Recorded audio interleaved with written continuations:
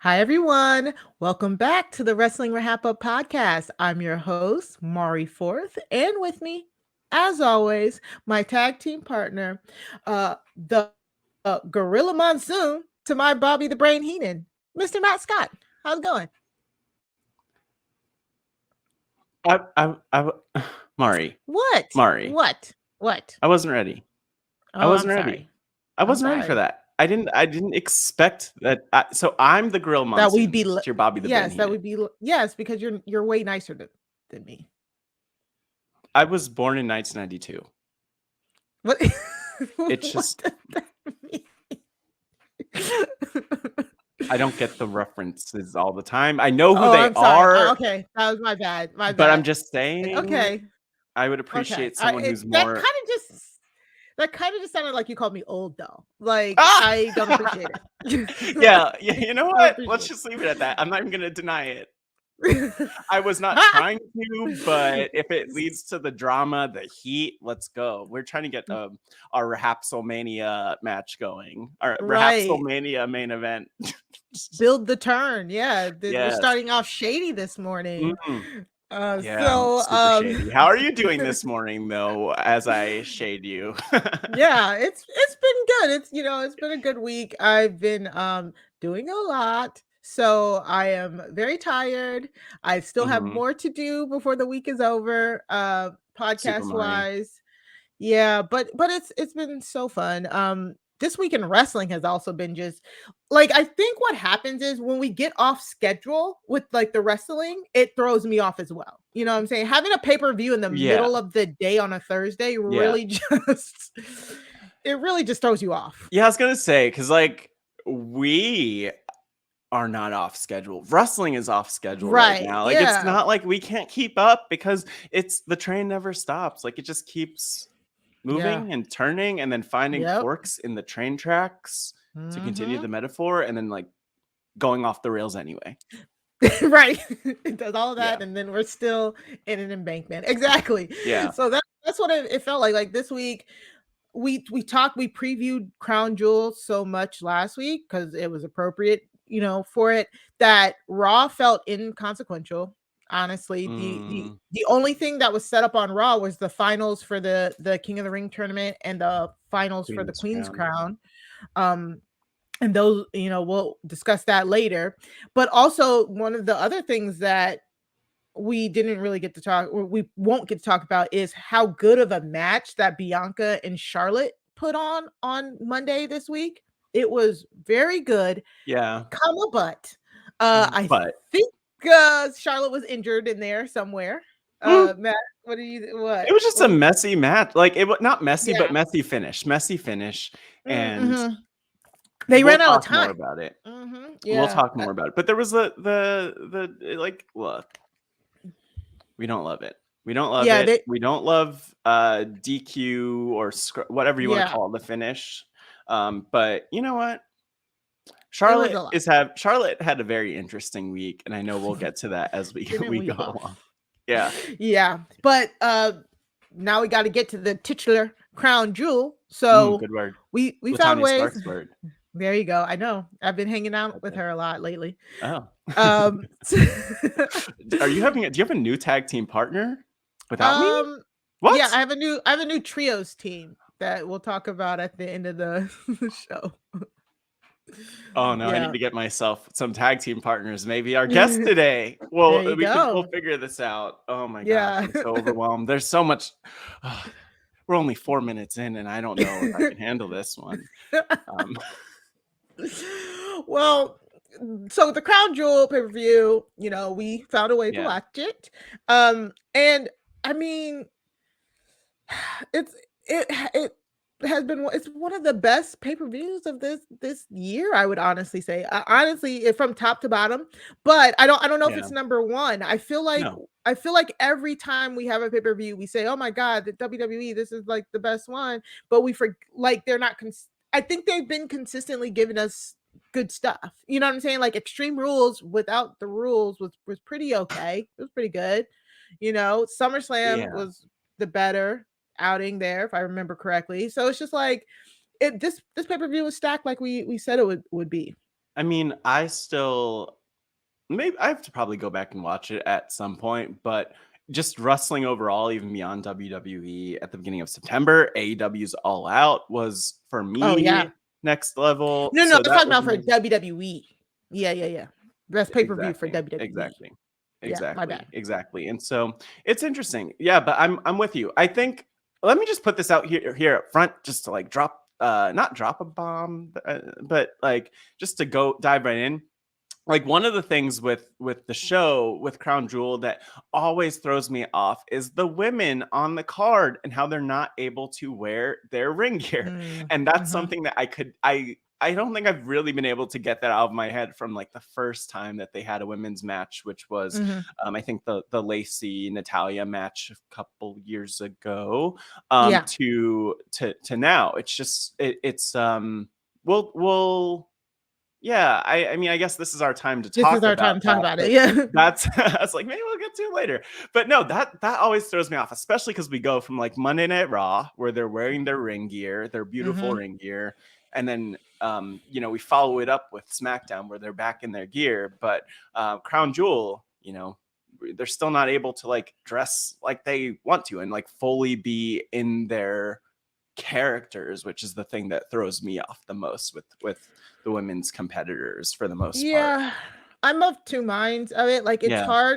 it's hard for me because I feel like you need to respect people's cultural when it comes to aspects of culture, like Yeah. it feels so, Western to me to think like, "Oh, I'm in your place, but I'm not gonna go by your rules. I'm from the Mhm. West." You know what I'm saying? I'm gonna go by my rules. So I'm not that I don't like that. I feel it that can be very culturally disrespectful. Yeah. So I don't mind the women covering up for those matches because it's their I think they're given the choice. You know what I'm saying? Like they're given like if you don't want to cover up, then you don't have the match. You know what I'm saying? Yeah. In a sense, and we're constantly having that style of debate Yeah, I know. this time. Like it's Yeah. it's a requirement for their culture, and so I don't want to disrespect a culture, but I also Yeah. understand. I think we talked about it last week. Understand that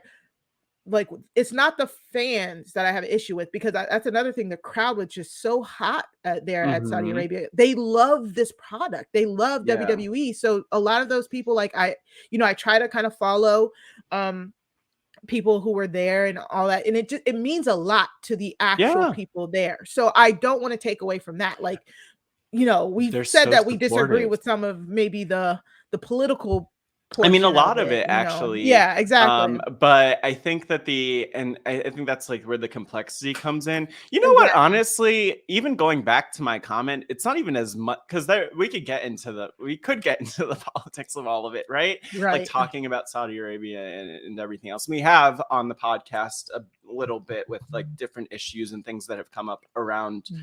this this pay-per-view especially. But one thing I would say is I think the thing that throws me off is that like the women specifically don't have they have to wear the t-shirts. They don't have like Yeah. custom gear that's like Mhm. this is the gear that we wear for Fits the their body. Saudi. I Yeah. actually thought Bianca probably had something, but it was just her shirt. But Yeah. yeah, it's but You that's mean the aesthetic you only were just talking about aesthetically. aesthetically. I'm all about the Okay, great. Mhm. aesthetics. Yes, Mhm. that's Like me. it just I'm aesthetically threw you off. exactly, exactly. Gotcha. That makes Yeah, sense. I know. Yeah. That's me. I'm No, it's too much, okay. too much of the fashion. Too much of the fashion is what Too I much have of the to. fashions. Too much of the fashion. That's why I'm here. So the biggest takeaways from Crown Yeah. Jewel for me was of course Seth and Edge. I mean, wow. So I was watching that match. That was like the one match They that open I with it. watched with one of my best, well, with my best friend Eric. And it's funny because I was just watching this, and he was there and watching it, and like, what's going? Mm. This is wild! Like, this Yeah. is what's happening in wrestling right now. What? And just like freaking out at everything from like Edge being pushed off of the ropes against the cage through a table, and Seth. just Mhm. like or you Seth push yeah, Mhm. Edge pushing Mm, Seth through push the Seth. Mhm. and then like Edge being thrown into the cage multiple Mhm. times face first, and just all of it Jeez. is so barbaric, So truly. much. Yeah. But it's like it's interesting to see those moments where people are captivated by what's on the show, and I they did such an amazing job with that match.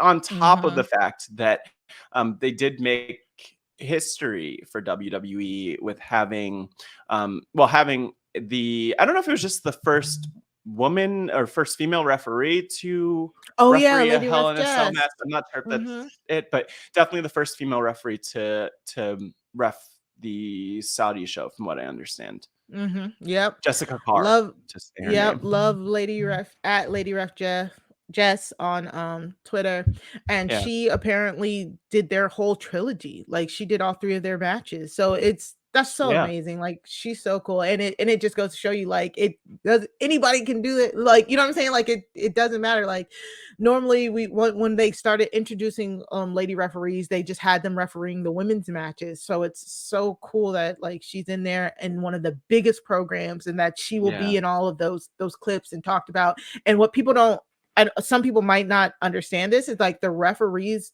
do play a part in helping lay out the match, like a huge part.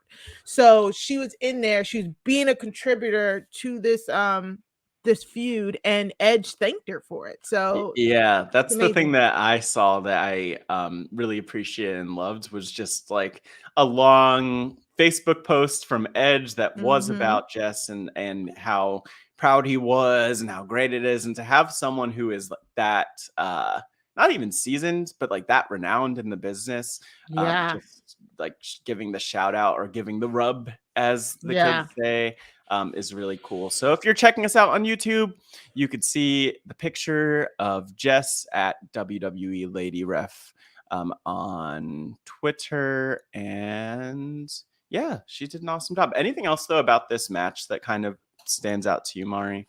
Nope, just wanted to just briefly shout it out. Yeah, Next up, we had the women's triple threat, which I liked. It was great. It did feel like they were kind of being rushed though. Maybe because at this point they went on right before Roman and Brock, and it right. had already been like 3.5 hours, I want to say. I think the pay-per-view ended up being like four something, like Yeah, 4.5. I don't yeah. know. But it did kind of feel like at first they were like kind of like rushing through some of their spots and stuff. But it seemed like everything settled down. They all had some really good chemistry. Bianca showed out, I like mean, as as always. always. Come on, They Bianca. Like one day, just give us Mhm. a bad performance. Like just once. Like you can take a break. Yeah, Just take your don't foot off our be less necks. be less perfect. That's what we want. Right. So like it was really good. And I mean, we'll talk about it later, famous last words, but like Mhm. Becky ends up retaining, which Matt called. He also called a title exchange, but yeah, the results, but the match was, I really enjoyed the match here. Interesting to see where it's gonna go on Monday. What Yeah. did you think, Matt? It was a really great match. Again, I think I found myself so distracted because I'm used to seeing them like Mm, in their gear doing their thing. So I don't know if that like affects them in the ring or how they move about the ring or how they work. I don't know if there's, I actually do wonder, and I'd be so curious to know if there's like anything different about how they wrestle under that in like being on the Saudi shows yeah. than normally. But it felt different. But it's a dream match on paper, right? And Mhm. it was a really solid match. I think Yeah. that Bianca always looks so great in the matches. Like they make her look so great as a Very competitor and strong. Yeah. highlight her literally highlight her strength time and time and time The and whole time match. again. Yeah. And so I love that. That to me just always makes me feel good. That they always make her look so good. And I'm glad that like Sasha is in the spot that she's in, where apparently we will, we'll talk about this more, but we'll probably see her with Charlotte from here on. And then of course Becky and Bianca probably have a score to settle. So we'll see where that goes. Mhm. But Exactly. I'm pumped. I'm like, this was awesome. Exactly. So we'll see where it goes because yeah, the last 3 weeks have been really good with just banger match after banger match after banger match. But to do all of that and still have the same results is kind of like ugh. Right? Anyways, then finally like one of the biggest highlights that we'll talk about right now is Roman versus Brock. That was uh a very Roman Brock match, a lot of hard hitting, a lot of multiple finishing moves. Like I got to put him down. I have to do 4 Superman punches and 3 spears, and Brock F5 Roman at least like 3 times. And Yeah. but like they have such good chemistry together. Oh, Yeah. he took him back to Suplex City, of course. Yeah.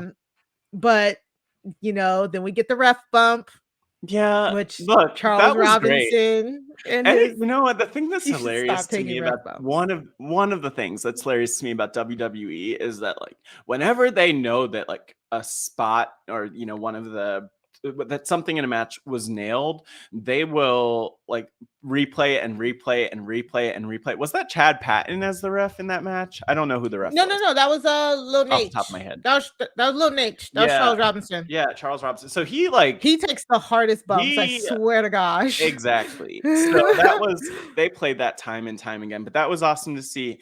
Paul Heyman played a Mhm. very interesting role in this match. Um, Man, oh man. Yeah, yeah, we got both the champ. Both you got Roman and Brock laying like dead, literally, this man like he puts this perpendicular, parallel to each other. Yeah, and he's it, like, "You know what to do," and throws the championship right in the middle of the two of directly them. in the middle. Like What a great performer! That's the best thing that such Paul good Heyman's aim. ever done Yeah. in wrestling. I might argue And if then there's one thing. also the promo before the match, he was like, they're like, Paul, well, like it's been crazy the last few weeks. Are you Brock's advocate? Blah blah blah blah. And he does a little bit of whatever, but he says, Yeah, "Oh, the one thing I know is I am entering the ring with the reigning, defending WWE Universal Heavyweight yeah. Champion, whatever." And he said, "And I will leave the ring with the reigning, defending Universal Champion." I was like, that wasn't a name. That was I not a would name, fire him. sir. That wasn't a He's name. fired. He's fired. That sounds like no matter who won, you was gonna be leaving with them. So, and I love Two-faced. that. And Again, we will talk more about Paul yeah. Heyman Uh, during the so SmackDown good. portion of this show. Hmm. Ugh, I don't trust him. He's fired. Yeah. Why would don't I'm gonna calm myself down because I Yeah. would fire him very quickly. It's like, But we do have one question before we move on from Crown oh, Jewel from Alex from the Job Has a Squadcast Facebook group. He says, "Why does this company still want to try to make people think that Goldberg is still the 1990s version of himself? The Crown Jewel pay-per-view as a whole was good, or at least inoffensive, mm, but I but mean, seeing them book old Hurt to beat the Hurt Business, yeah, but primarily the recent former WWE champion in Bobby Lashley just does not help anybody and more so damages Lashley." So I mean, I can see that, Alex, but I mean, we saw this coming when you make something personal about a child and yeah, that's the baby face, and then you add a stipulation like no holds barred and he's an older person. Like we all knew Goldberg was winning. Like I mean, we knew this was winning. He was winning. The good thing though is that he didn't beat Bobby Lashley like how he beat Dolph Ziggler with just a spear and a jackhammer, and and knocking there his you shoes off. go. Right. Like I like mean, that's the I I detail. I understand why we can be mad and be like, man, Goldberg shouldn't have went over on Bobby Lashley, but at least it took like 80 spears, a really nice jackhammer by Goldberg, by the way, like with the Lashley I mean, assist, but it yeah, looked good, you yeah, know. yeah. And I then mean, a he good had to finish, put him through a table. a Mhm. strong With a finish. whole bunch of airbags. Yeah, Yeah. strong finish. So, I mean, I wasn't it gonna is what say it is. anything. It was a I lot. It was a lot of That's airbags. It like was a very it's safe zone. literally a thing where as I like casually took notes, I was like, I'm just gonna ignore the fact that it's a spear off the stage. That is Yes, devastating, Mari. it Let's is. ignore the Yes. airbags that were there on the other end. Let's just pretend it didn't happen. Yeah, let's pretend we didn't see. Suspend But the funny disbelief. thing is, but again, like I don't mind. I'm not about to heckle somebody for taking a safe bump. You go back to that No, Jericho that'd be bump horrible. o- bump off the cage. So it's fine. It's fine, So Yeah. And you know what's also fine? Bill Goldberg, because he does not look that much older than he did 20 years ago. So, I mean, okay, yeah, Matt. 25 years. Look, his look. Now you're Maybe it's being something about being generous. like a bald, muscular man, but he doesn't look that much more beat down. Like to me, he kind of has always looked ageless, and now he has that angry dad strength, which I think Well, pays the off good thing is hopefully we won't be seeing him too much more, but we'll soon, see. I anytime. Because Yeah. he wasn't drafted, I don't believe. Yeah. No, we don't. Yeah, We don't. he always does this. He shows up for the Saudi pay-per-views because they Yeah. give him like $5 million or whatever. Okay, I'm not Oh, that's allegedly. what? I'm not a news source, but he gets Yeah. paid a lot to show up to Yeah. the He the does Saudi get paid ones. a lot from what we So know, right? So, yeah, that's why yeah. he appears only at the Saudi ones. Like Mm-mm. like Yeah, like around them. But you know what? yeah. That's kind of like that's the to me, you always say this, Mari. Not everything is for everyone in wrestling, and Yep. it's a variety show for that reason. And so, in my head, I'm like, oh, okay, yeah, the match happened, and we move on, and I think Bobby Lashley will be fine. I don't worry about his future. Yep. Yep. Wrestling is for everyone, but not all wrestling is for everyone. Deep All right. quote her on that. Yeah. Okay. So I think that's it. I think we can go into our plugs, right, Matt? We can go into our plugs. So, just to kind of like start us out, just to let everyone know, you could get in touch with us. We want you to email us, connect with us on social media. Email us at wrestling@RHAPhasAwebsite.com. Mari and I, we're looking out for your emails literally right now. We are just sitting, staring at our phones, looking for a notification of you emailing us at wrestling@RHAPhasAwebsite.com. So send us an email, hit us up. We want to hear from you with questions, reactions, thoughts. Let us know how you felt about Crown Jewel. Let us know how you felt about what we're about to talk about. Again, wrestling@RHAPhasAwebsite.com. And you could use hashtag WrestlingRHAPup on social media to join the conversation at WrestlingRHAPup on Twitter. And Mari, where else can the people find us? They can also find us at Job Has a Squadcast in the Facebook group. Let us know if you want to get in there. That's where the RHAP patrons or community that love wrestling. That's where we go to chat. Also, I definitely want to shout out Force of Will for keeping the hashtag Wrestling Rehab up Yeah. hashtag alive. I love all your takes. Will keep them coming. You can also we have our own podcast feed. Look up Wrestling RHAPup wherever you get your podcasts. We will have a link. We will find the link to all of the podcast feeds. We'll look for They it, but set we'll that up also for find it. us. We have to we'll find it. We'll find it. Yeah, Don't know we'll get exactly it. where it is, but we'll All find right. it and we'll give it to And you. then hopefully you're looking at our lovely faces here on YouTube at Rob Has a Podcast. Go to Rob Has a Podcast on YouTube, then search Wrestling RHAPup, and you'll see our video podcast, which is very useful. Yeah. And then finally, you want to join the Patreon, you want to join the RHAP Patreon, go to www.patreon.com/RHAP to join this exclusive RHAP community where you can get early access to an exclusive access to podcasts, to patron 5 for 5s or patron feedback shows. So it's a great community. You get access to a lot of podcasters like myself and Matt. We've been on the patron shows. So definitely go check us out and sign up for RHAP Patreon. All right. That's it. Yeah. Let's get these Is it guests it? on here, man. Yeah. Are you ready? That's it. I'm Wow. ready. Okay. We're coming in hot. Whew. I don't know if I'm ready for this. We have 2 guests. Yes, we This is a lot. do. But first out, a return guest making her way to the podcast. Please welcome, hailing from Houston, Texas, the Houston Rocket, the Supermom, the Millennial Mom, her appendix is still intact, and she's coming at you. Coming at you. We're about to get real with the one, the only Kelsey Razmandi. Woo! Kelsey. Oh, I was not expecting that. That was amazing.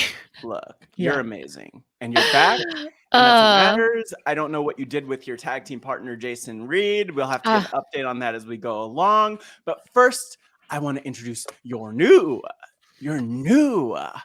tag team partner. Please welcome the one, the only. She is someone who is so multi-talented that I could go through her entire resume and it would be overwhelming for me to do that. I could talk about her being let's just call her a lawyer, being a master's person, being someone who's Afro-Latina and has a great podcast that's out on RHAP on Hispanic and Latinx representation with Felipe and Humberto. We could talk about her coming from 2 podcasts, not just RHAP, but the Silent Podcast. That's right. This guest has 2 jobs. Please welcome performing artist, multi-talented podcaster, peace, love, Geneva. Welcome to the Wrestling RHAPup. Yeah, Geneva. What a wonderful introduction, Matt. Thank you so much. And also, I'm not a licensed attorney. I'm a 2L in law school, so let's say I cannot give legal advice. But otherwise, we love how you put in that legal disclaimer. Such a lawyer. Very on brand. Yeah. But you know what? In another, 3.5 semesters or so, I'll be through it. I'll be less done. than More power any to of you. us have to become lawyers. So and we do. There's a lot of legal stuff that happens or illegal stuff, depending on how you look at it, that happens in wrestling. So maybe we'll get into it. And you missed all the contract signings. You're almost a lawyer opinion. I just love how the intro is Geneva is a lawyer and Kelsey still has her appendix. Well, that's his fault. and kids too. It's like that was it. I mean, I still have That's my appendix favorite. too, I guess. At least I think Wow. so. I don't think I ever lost it to my knowledge. I have it too. Mari, how's your appendix doing? I think it's fine. No bursting over here, so we're good. That's good. Wow. We're good. A full house of appendixes. Yeah, there you go. Oh my God, yes! Please knock on some wood. All my wood is fake. We're so happy to have you here, ladies. We've had a pretty good run. We've invited like a lot of women guests lately. We've been switching it up, making sure we're getting some different perspectives on the show. Is it ladies season, ladies year, ladies even? night? For the season. Night, week, year. Yep, it's a thing. It's a vibe. Yeah, it's a theme. That's what we're doing. So, So Kelsey, we talked to you a few months ago. It feels like a lifetime ago. What are your thoughts stepping back into the wrestling ring? I love it. It's been fun to catch up with the characters. A lot of the same ones from last time. I'm missing some faces of some people that were involved in the last podcast, but there's some reoccurring. So it's fun to see what everybody's up to. And then some new faces this time that weren't a part of the last one. So I feel like wrestling is the gift that keeps on giving. There's always something new. I like the stories. I'm excited to get into it. And we didn't pay you to say that at all. Not at all. Exactly. No. So sorry. Real quick to put you on the spot. What was at least one new face that you're like, oh, that's interesting? Well, the first story we're getting into wasn't there last time. The family where they adopted an adult human and then dealing with the suitor, not into it. They're all the same age. It's really interesting. The dad-daughter dynamic where I was very interested with that whole storyline. So that was not there last time. Kelsey, I know a couple months ago now, you were talking about Nanny 911 with Rob Sessionino with Chappelle over on the RHAP Rewind. You just we all know families come in all shapes and sizes, so you can't judge. I mean, no, but it does seem like there is some work in that family that Nanny 911 could address. She could probably have some work to do there. So I don't know. Yeah, no one's above help. one Right, of the exactly. nannies. I know. I always forget that Nanny 911 is like 5 different nannies to choose from. Maybe all Yeah. 5 of them could be called in here to really sort through the mess. They could get in the ring. That's a whole nother angle we could do. Vince you go. McMahon, head of WWE, if you are listening, that is your $1 million idea. Yeah. You couldn't not watch that. You couldn't. No. Nannies. Man, Is that anything else about nannies? I mean, how much more about nannies do we need to talk about? I mean, we could go on and We on. could go on for yeah, hours. no more about nannies, but I'm looking back at what when Kelsey was last here, and yeah, it's major changes from what happened last time, but we have some mainstays like Drew, Charlotte, and Roman. So it'll be great to hear your thoughts on some of the people you've seen before. And so now, Geneva, newcomer, what's going on? What did you think when you saw these clips? Yeah, so I am a brand new newcomer to wrestling, but I was very, very entertained. There was so many different elements I wasn't really expecting to see. I didn't realize how theatrical, wrestling was. I didn't realize, how much engagement there is in interaction, not only with the audience, but, you sometimes see some wrestlers, go outside the box, outside the realm of what is going on in a match, and they'll just randomly come out and just start fighting, other people, and want to assert their dominance and their superiority over everybody else. So that is quite like crazy to see, and seeing a lot of these dynamics, like what we're about to talk about next with that whole I was googling ages, and I was like, there's no way. I was like, brother, father, what? I was before I had context, I was like, I am so confused. How is this? I don't understand how this is happening.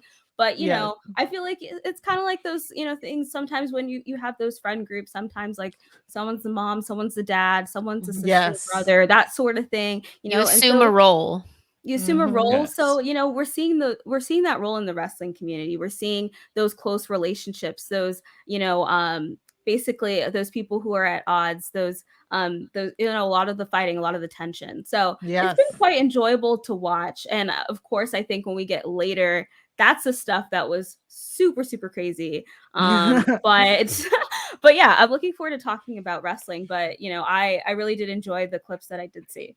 Yeah, and the funny thing is, like, WWE, if you're like a hardcore fan, some of the hardcore fans consider WWE to be, they even call themselves sports entertainment. So WWE and NXT in general, the first batch of clips that we're going to talk about, they lean way heavier on story. That being said, there is some wrestling. The thing is, we don't send we can't send the whole matches. We send what WWE clips down. And for newbies, you don't need to see the whole matches because not like you're gonna know what a running armbar is or anything like that. So I mean, from like that's real life. But that will take us in a different direction. Exactly. So that's why we just, we keep it cute, we keep it light, we give you what we feel like you need to know to get the gist of the storyline. We tackle everything storyline by storyline, and we're just grateful to be here to hear what you guys think. So Matt, anything before we go into the highlights of the week? No, just love what you said, Mari. We appreciate, similar to Sarah Carradine, who was on just a few weeks back, we appreciate the theater and the art of wrestling, and that's what this is all about. That was not a Sarah accent. That was just my sophisticated accent. Yep. Very sophisticated. Thank you. I love it. Self-proclaimed sophisticated, but thank you, Kelsey. Self-proclaimed. Yes. Let's get into it. So yeah, let's get into the highlights of the week. So each week we go over the different highlights from the wrestling week at large. This week we will just be tackling NXT and SmackDown. Like we said, the wrestling week was really nuts. AEW is still Dynamite is still premiering on Saturdays, and then Rampage is Friday nights. But again, it's really hard to talk about AEW when we have newbies and they don't put up clips. And again, they are recording, they're showing Dynamite the day we record. So until AEW gets back onto its regular scheduling program, we will more than likely not talk about them. So just a heads up for programming in the future. But also, we didn't talk about Raw because we also did a really, really good in-depth Crown Jewel preview last week, and basically nothing on Raw mattered. So I already said that, but just letting you guys get a heads up. So we're going to start with NXT 2.0. And like both Kelsey and Geneva alluded to, we have to start with Carmelo Hayes. Carmelo won the North American Championship last week. So him and Trick Williams came out to the ring to celebrate. Carmelo talks about how he is going to be the A champion on the brand. And I keep forgetting that his character is supposed to be a heel. And because the crowd loves him. You know what I'm saying? The crowd like legit loves him. But character-wise, he's supposed to be a bad guy. But I don't like it. I want him to I like his crowd reactions. I want him to go babyface, but it makes sense why he's in a heel persona. And while he's talking about, you know, putting the North American Championship on the map, we get Johnny Gargano comes out, which confirmed Carmelo is a heel here, because Johnny Gargano, also known as Johnny Wrestling, is one of the most over wrestlers, especially when it comes to NXT. And so he came out, did a fire promo, because Johnny is always going to do a fire promo. And Carmelo and Trick then start to make reference to Johnny Gargano's daughter, aka Indy Hartwell, saying that she was shooting her shots in Carmelo's DMs, which is just like, why are you lying on this lady? And then we get Dexter pop up and they both clear the ring. So hopefully we get Johnny and Dexter versus Carmelo and Trick at some point, because we didn't get it last night. I don't think they announced it for Halloween Havoc. Did they, Matt? I don't think they announced it for Halloween Havoc. No, they didn't. So maybe just the start of a program between Johnny and Carmelo. So I said all that to say, review the highlights. I gotta get the reactions. Matt, you want to go first? Yeah, I'll even add number one. It is, I did appreciate with this segment, going back to Carmelo Hayes specifically, that he was talking about debuting only 4.5 months ago, winning the NXT Breakout Tournament, which is interesting because there was another NXT Breakout Tournament in 2019. And the winner of that was Jordan Miles, who shortly after left the company. Lots of, we could go, that could be its own podcast, but, you know, who's now working as ACH on the Indies. And because he was gone so quickly, we didn't really get to see where WWE or where NXT envisioned taking the Breakout Tournament in some of these characters. So it was really nice to see him go from being this Breakout Tournament winner to actually being consequential and in there with different competitors. I loved seeing Mello in the Chocolate Factory get to work, and love that he pulled a Swerve on Swerve and all of those fun, corny lines that he just decided to drop on us. So that's where I come from with this one. But I also just want to add, to me, I guess what I'm hoping for is that we're going to get a lot of like this tag team action. Not only, of course, Trick Williams and Carmelo Hayes, but Dexter and Johnny Gargano, who I didn't even fully realize were friends.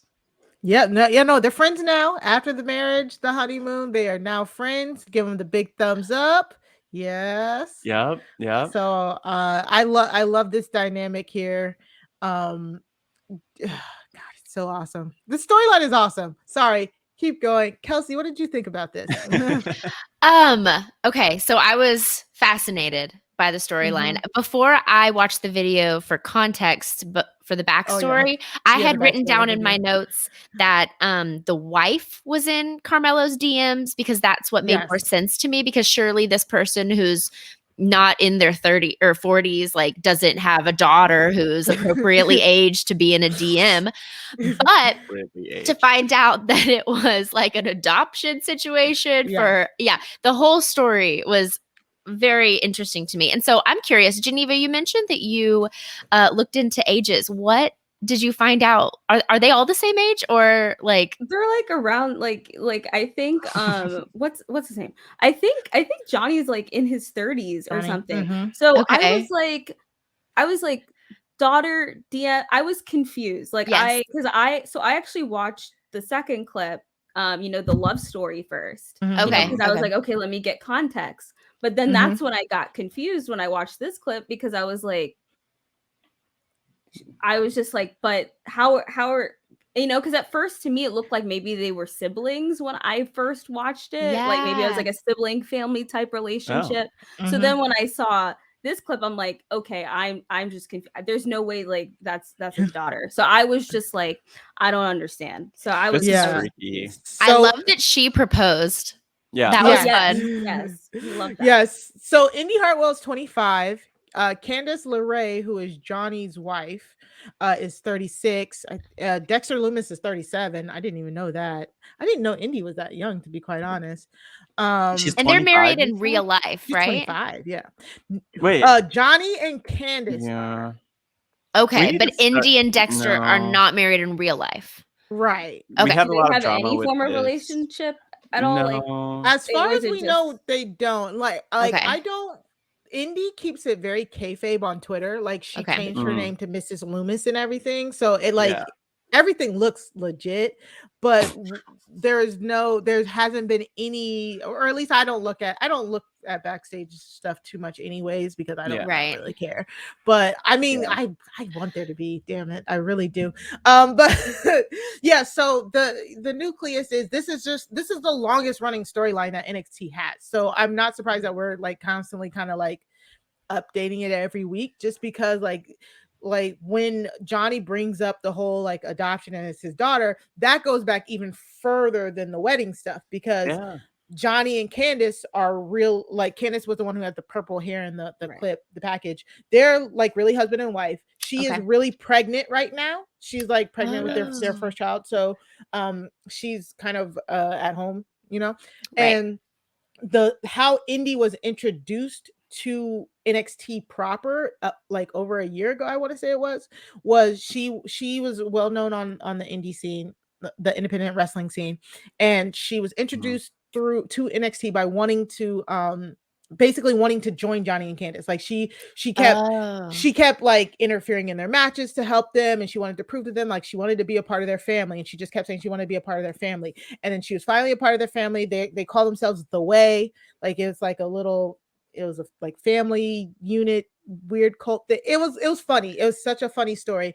And then as they were like a family, Johnny was actually feuding with Dexter Loomis. But of course, as he was feuding with Dexter Loomis, Indy was like, oh, he's kind of hot. And so then we got that's where you saw with the love story with the, you know, there you go. Yeah, that's a picture of The Way.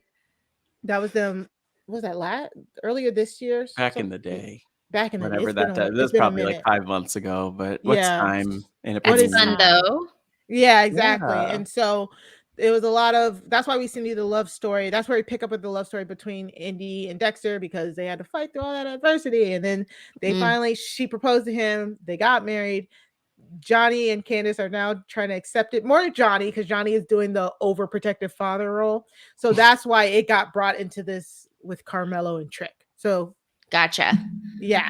It's basically, I said all that to say it's basically cheap heat. It's a way for people to get mad at Carmelo and Trick by talking about somebody's daughter. You know, it's social media 101. Like, oh, but your daughter was in my DMs. You know, so you don't bring up someone's child. That's like the first thing you see in reality TV. That's taking it too far. So I was like, whoa. Even though I was like, okay, there's no actual child. Right. Thank goodness. Thank goodness. Yeah. No, we don't want child endangerment in pro wrestling at all. And to clarify, we have seen that very recently, including Phil Goldberg, who we were talking about. So they like to go back to that well a lot. But in any event, I mean, as like, you know, look, don't talk about people's kids. Don't talk about their nieces and nephews. Don't talk about anything like that. Leave the youths out of it. The youths.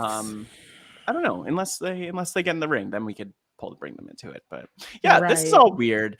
I love this storyline, by the way, and I like again that we're getting more of the tag team between Dexter and Johnny, just because I, for whatever reason, wasn't expecting that. I don't know where I thought that the whole thing was going, but I mean, Dexter, the way for such a limited character, like I really thought, I was like, man, when he first debuted his character, I'm like, this is either gonna sink or swim, because basically he's just very menacing. He looks very menacing. when he first debuted, he debuted kind of alongside a Velveteen Dream, which right. So yeah, we I don't talk was about him. Just no. note. Moving So on. it was kind of like he's always had just that mysterious air. He doesn't talk. If you guys, I don't know if you guys noticed that, but he doesn't talk at all. He like drew pictures, right? Yes, yeah, he draws. That's him actually drawing too. That's his actual talent at drawing. Wow, talented. To express his feelings, he draws. Yes, exactly. So this is where I want to know, like, is this just like him?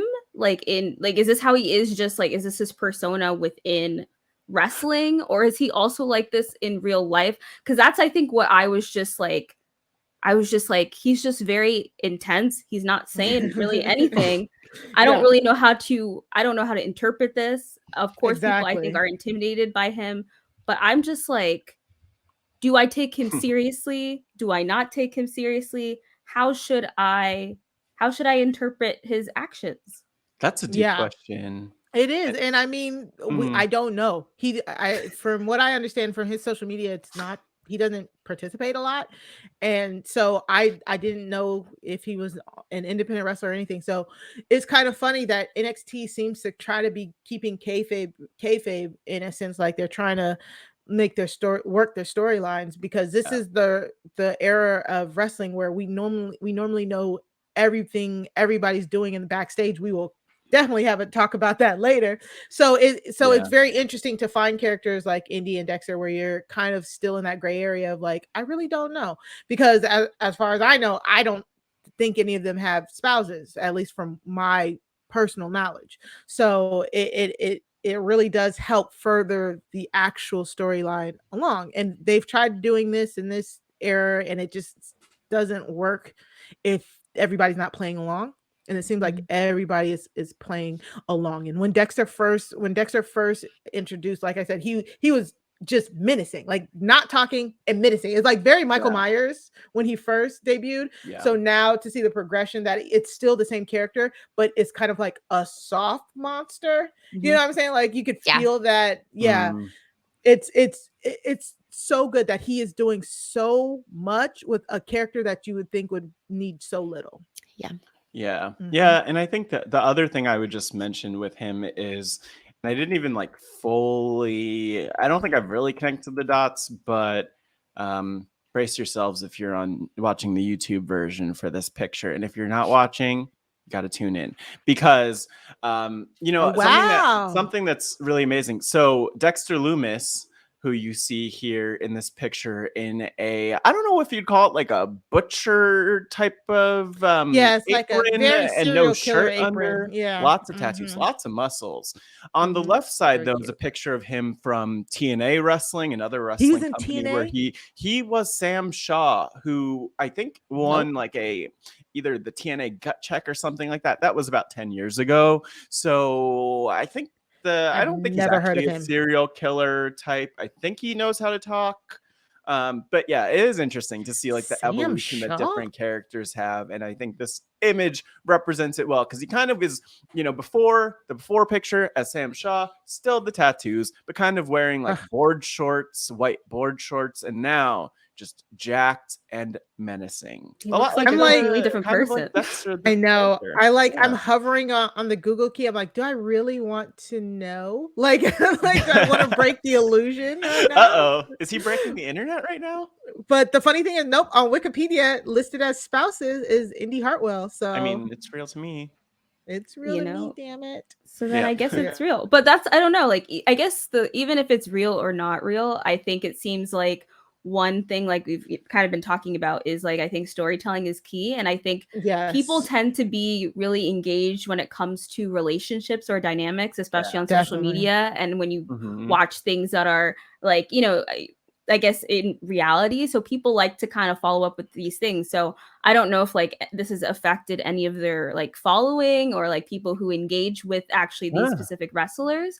But I would feel like that might I would feel like that would probably impact that, because, I think when it comes to certain things, like I would be curious, like, oh, like what is going on between Indy and Dexter? Like, I don't understand this relationship, but I'd like to know more. So people might follow them or watch their matches more or be more engaged with them. And then seeing, you know, their connection to like Johnny and that sort of thing, watching that dynamic. And I think, you know, it works for them because not only is it this fictional thing, but it's this thing that I think people will want to know, like, oh, what's going on with their relationship, whether it's fake, real. And I guess, you know, that's another added layer beyond the general wrestling. Yeah, exactly. And the thing I would even like add to that's interesting is that like you could have, when matches happen, if you just have someone who's featured in a match, like if you're watching the show, you see that match, but you're not necessarily going to go to social media to follow them because you just need to turn to the show to see the match.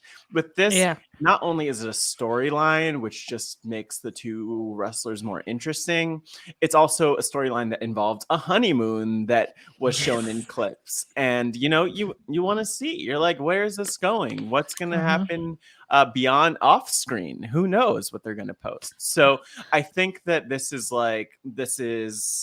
their followings definitely grew, but I think part of it is just like the storyline and type of storyline. And they were able to show so much personality. Well, I don't know if that's like the right way to phrase it, but they were able to show a lot of character development, which goes a long way to people actually caring. And it's cool to see them getting that support from fans. Exactly. Kelsey, any final thoughts before we move on? No, I'm just excited to keep hearing more about that whole dynamic. It's really interesting to me. So I really like that they bring it about like family and all of that. So I'll be curious to see where that goes. And I'm curious to see if she was actually in Carmelo's DMs. What if she was? Stop it. I hope not. Scandal. I know, that would be so. It would go so much against her character, since we'll see now and we'll pivot to the women's triple threat. Like literally her whole character is being named Mrs. Loomis. Like it's kind of we talked about it a little bit. Most likely not. Last week.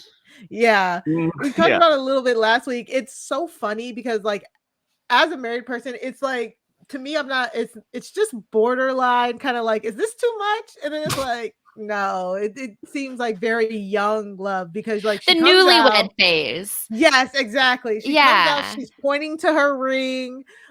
She has to specifically take it off before she wrestles and hand it to her tag team partner. She's constantly just talking about, whatever, I need to get back home to Sexy Dexy. Like it is. Yes, so I have that written down for the next clip. Yeah. It's a lot of newlywed energy that I'm seeing. Yeah, exactly. Especially young newlywed. Like, holler at me in a few years when you lose your ring and you feel guilty about it. Oh my gosh. Yeah.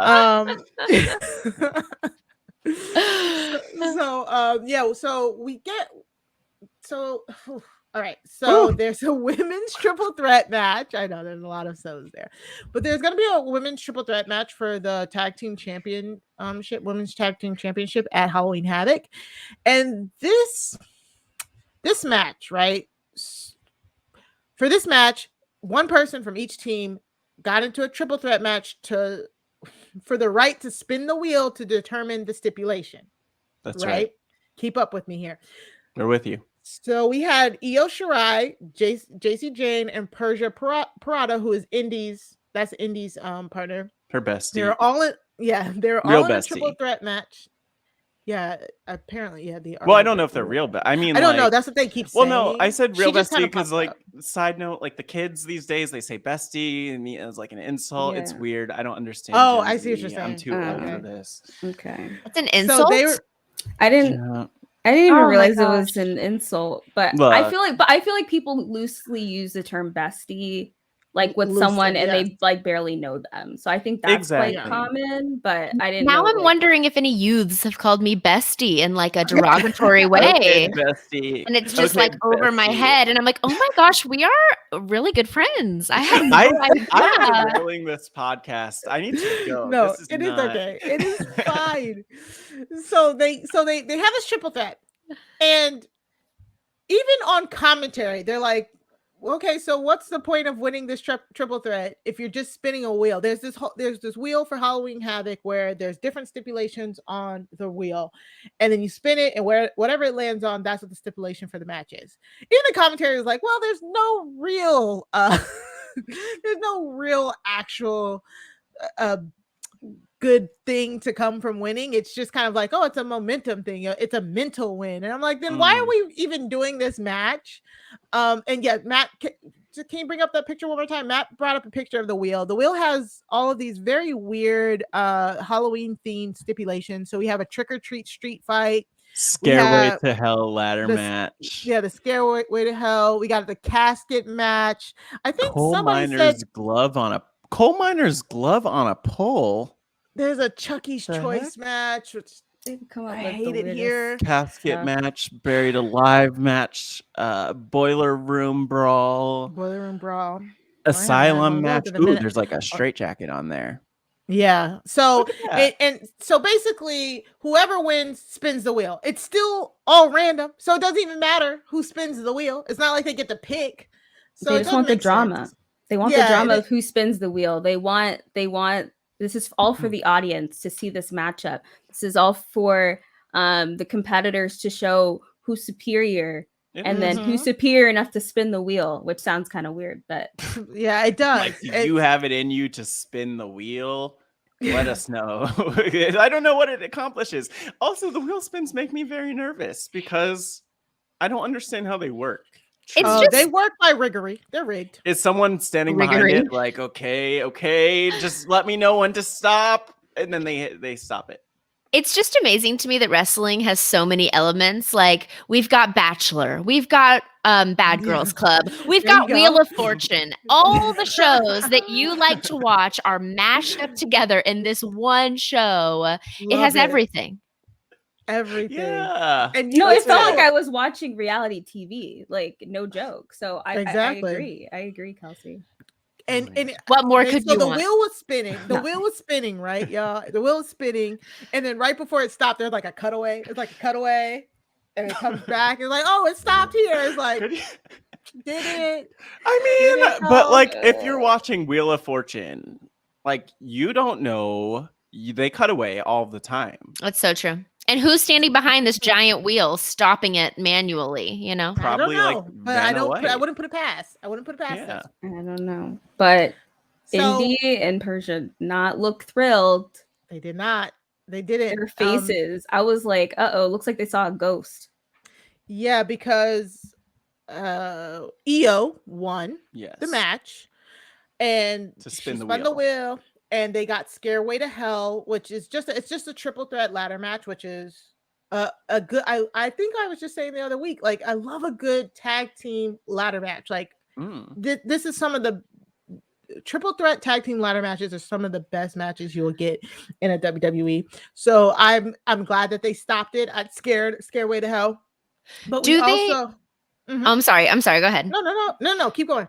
Do they fight while climbing ladders, or do they fight with hitting each other with ladders? Like, where does the ladder see all of the above? Yeah. Oh my gosh. All of the above. Yes. Anything you could ask for. Exactly. Yeah. They jump off of ladders onto each other as well. Like, it just sounds like serious. Ladder matches are amazing. They jump off of ladders onto each other. Let's just the lawyer off of ladders. I just feel like these people. It's just like they're signing themselves to like die or something. Are you by any chance aiming to be a personal injury lawyer? I mean, I wasn't, but maybe I should go into personal injury toward. You know, there's a lot of battery. There's a lot of assault that we've seen. Yeah. And opportunity for you here in the wrestling world. Yes. I could picture you just sitting front row with like maybe a clipboard and just some maybe glasses too. Just the RHAPup segment is not here. This is not here right now. Stop it. I see what you're doing. No. I wasn't. So I just, before we quickly move on, we do have to talk about in that match, JC Jane took a really bad fall. She was doing inappropriately titled suicide dive. Yep. And I know They need to Tope really Sudacita. rename that and just call it a dive. Yeah. First of all, I like, Tope Suicida. Suicida is what Morrow used to call it. Yeah. So which is basically when you dive through the ropes to the outside to your opponent, and you're supposed to land. Your opponents are supposed to help you. But what happened was JC got caught in the ropes. Her feet got tangled in the ropes, so she got pulled up short, and then she fell like straight down. Persia really tried to help her there, and you could tell they were concerned. JC was able to do enough to help Io's moonsaults, and then after that, she was. They kept her out of the match. It became like a 2-person. It was no longer a triple threat. Yeah. And like if you watch the clip on YouTube, the official clip on YouTube, you won't even see JC Jane in the match. You wouldn't even know. It was they cut that part out. Yeah, because when I first saw it, and I saw the clip, and I was like, okay, I'm not. Where's JC Jane? I don't. Where's the triple? I was like, I thought it was 3 people. I'm so confused. So then, I was just like, wait, is Zoe? I was JC. Like I was like confused, like in that moment. So then when I went to go back and see the other clip, and I'm like, it's always good to have context because yikes. Yeah. But Io, iconic. Oh yes. Yeah. You can tell she's so experienced and so skilled at what she does. And I think the other thing is that even in character, the thing that I appreciated, because I really kind of, for whatever reason, found myself watching this match, like trying to get outside of my head as a wrestling fan. And first of all, like the size difference is so notable. So Io is only 5'1.5", specifically according to Wikipedia, and Persia is 5'11", and you could notice the difference. But I didn't even truly before this week realize that Persia was a powerhouse competitor. So powerful, so large, so strong. Like she hit the big power bomb on Io at one point. But then the thing that was cool is that you're able to see like Io working her way back into the match through the skill, through her agility, and it helps you appreciate like wrestling's not all about who's the bigger person, which is fun. And the power bomb was so powerful that even Persia was affected by her own power bomb. So it was kind of it rattled her a little bit. It was just funny to see them both they were both on the ground in serious pain, and I'm like, well, I guess that's what happens when you do a move that's not necessarily going to just benefit you. It's gonna end up hurting you yourself. So exactly. And I thought it was funny that Matt points out that we didn't know how tall Persia was because we've only seen her standing next to Indy, and Indy's 5'10". Yeah. So Indy's 5'10", Persia's 5'11". I had the same thought when she stepped into the ring with JC and Io. I was like, geez, I didn't realize she was legit gonna be the powerhouse. So it's so cool to see that. It will definitely be rooting for Indy and Persia because I definitely think the belts need to be taken off of Io and Zoe. But I do not want it to go to Toxic Attraction with JC and Gigi. I don't, you know what? So I'm happy with, I'm really excited for this Scareway to Hell ladder match at Halloween Havoc because I am, the thing that's fun about this match that's coming up is that, so it's just so many people who are new at ladder matches, and they talked about that in the post-match promos, the digital exclusives for NXT, where I think the only one who's been in a ladder match has been Io Shirai, but other than that, the others like Zoe Stark and not Toxic Attraction. But like the others have not been in ladder matches, so that's interesting to see because you're like, well, are they going to jump through the ladders? Are they going to who's going to get hit with the ladder the most is my question. Well, that's what Indy said in her interview, that she has never done a ladder match, but that Candice could help her. But then she was like, but Candice did lose, but I'm fine. It'll be fine. I'm going to go to Sexy Dexy now. Yeah, Candice not worried about it. Also, is Candice still pregnant? Candice, did she have a kid? No. Did she have the kid? I think she did. Yeah, we talked about it on here. Oh yeah, we Yeah. probably. I don't know. We congratulated She them so did. much. We did. Yeah. Yeah. Look at that. Look I at think that. I think the reason why it's Congratulations. confusing is because the last time she was on NXT TV, she was still pregnant, but I'm pretty She sure it was wasn't that after. pregnant. Because you know Wow. they it was taped. It was taped. So she Wow, Mari, look, not the what would I do pregnancy, without but- you? I don't. What do I know about pregnancy other than nothing? Well, I mean, we could talk about that, like if you want to. Oh, We- don't you know. get us started on pregnancy. We'll be here all day. I was like, two yeah, of let's us. break it down. But yeah, so I'm so excited for this match. Again, a ladder match. You do even though half of them haven't been in a ladder match. Io and Zoe are. Io's like again one of the greatest women's wrestlers in the world. Full stop. And then Zoe is very experienced indie wrestler. Gigi Dolan, who I don't even know if she was in any of the clips we sent because of what happened with JC. She is an independent wrestler as well who used to do very extreme matches. I have no idea what JC Jane's background is. I'm not even gonna presume, but both As a wrestler, yeah, and Persia are experienced enough that I think that this will be a good match. And I love this is what NXT 2.0 is about.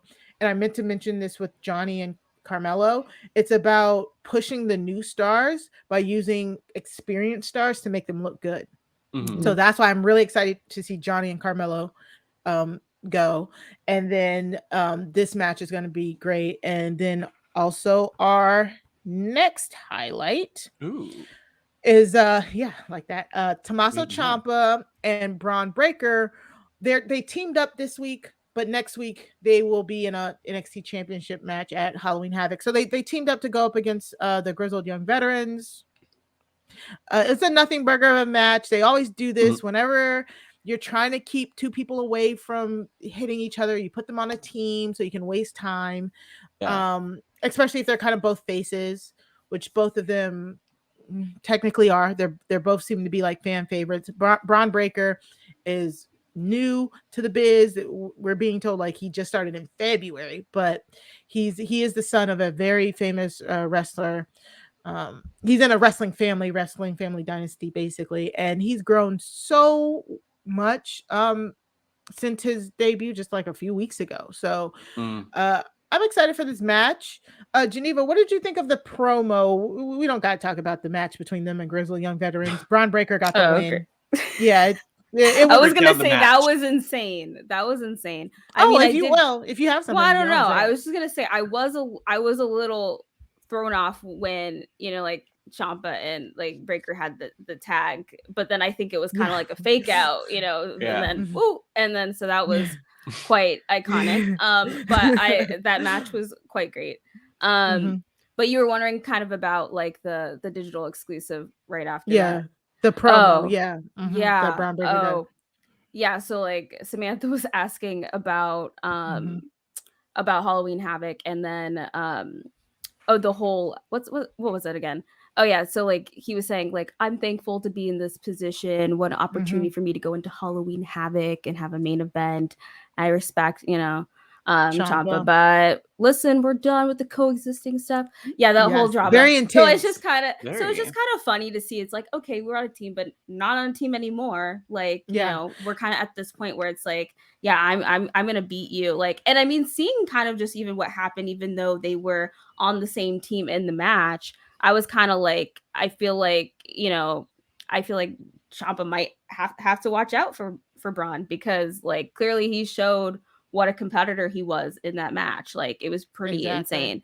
Also, it was just very interesting to see like the ending scene when they won and Ciampa got the belt. He was just kind of like clutching it, holding it like close, or whatever. And then I was like, why is he holding on to that belt like that? And then he's that's like, Ciampa's signature. Yeah, so it was quite funny, but yeah.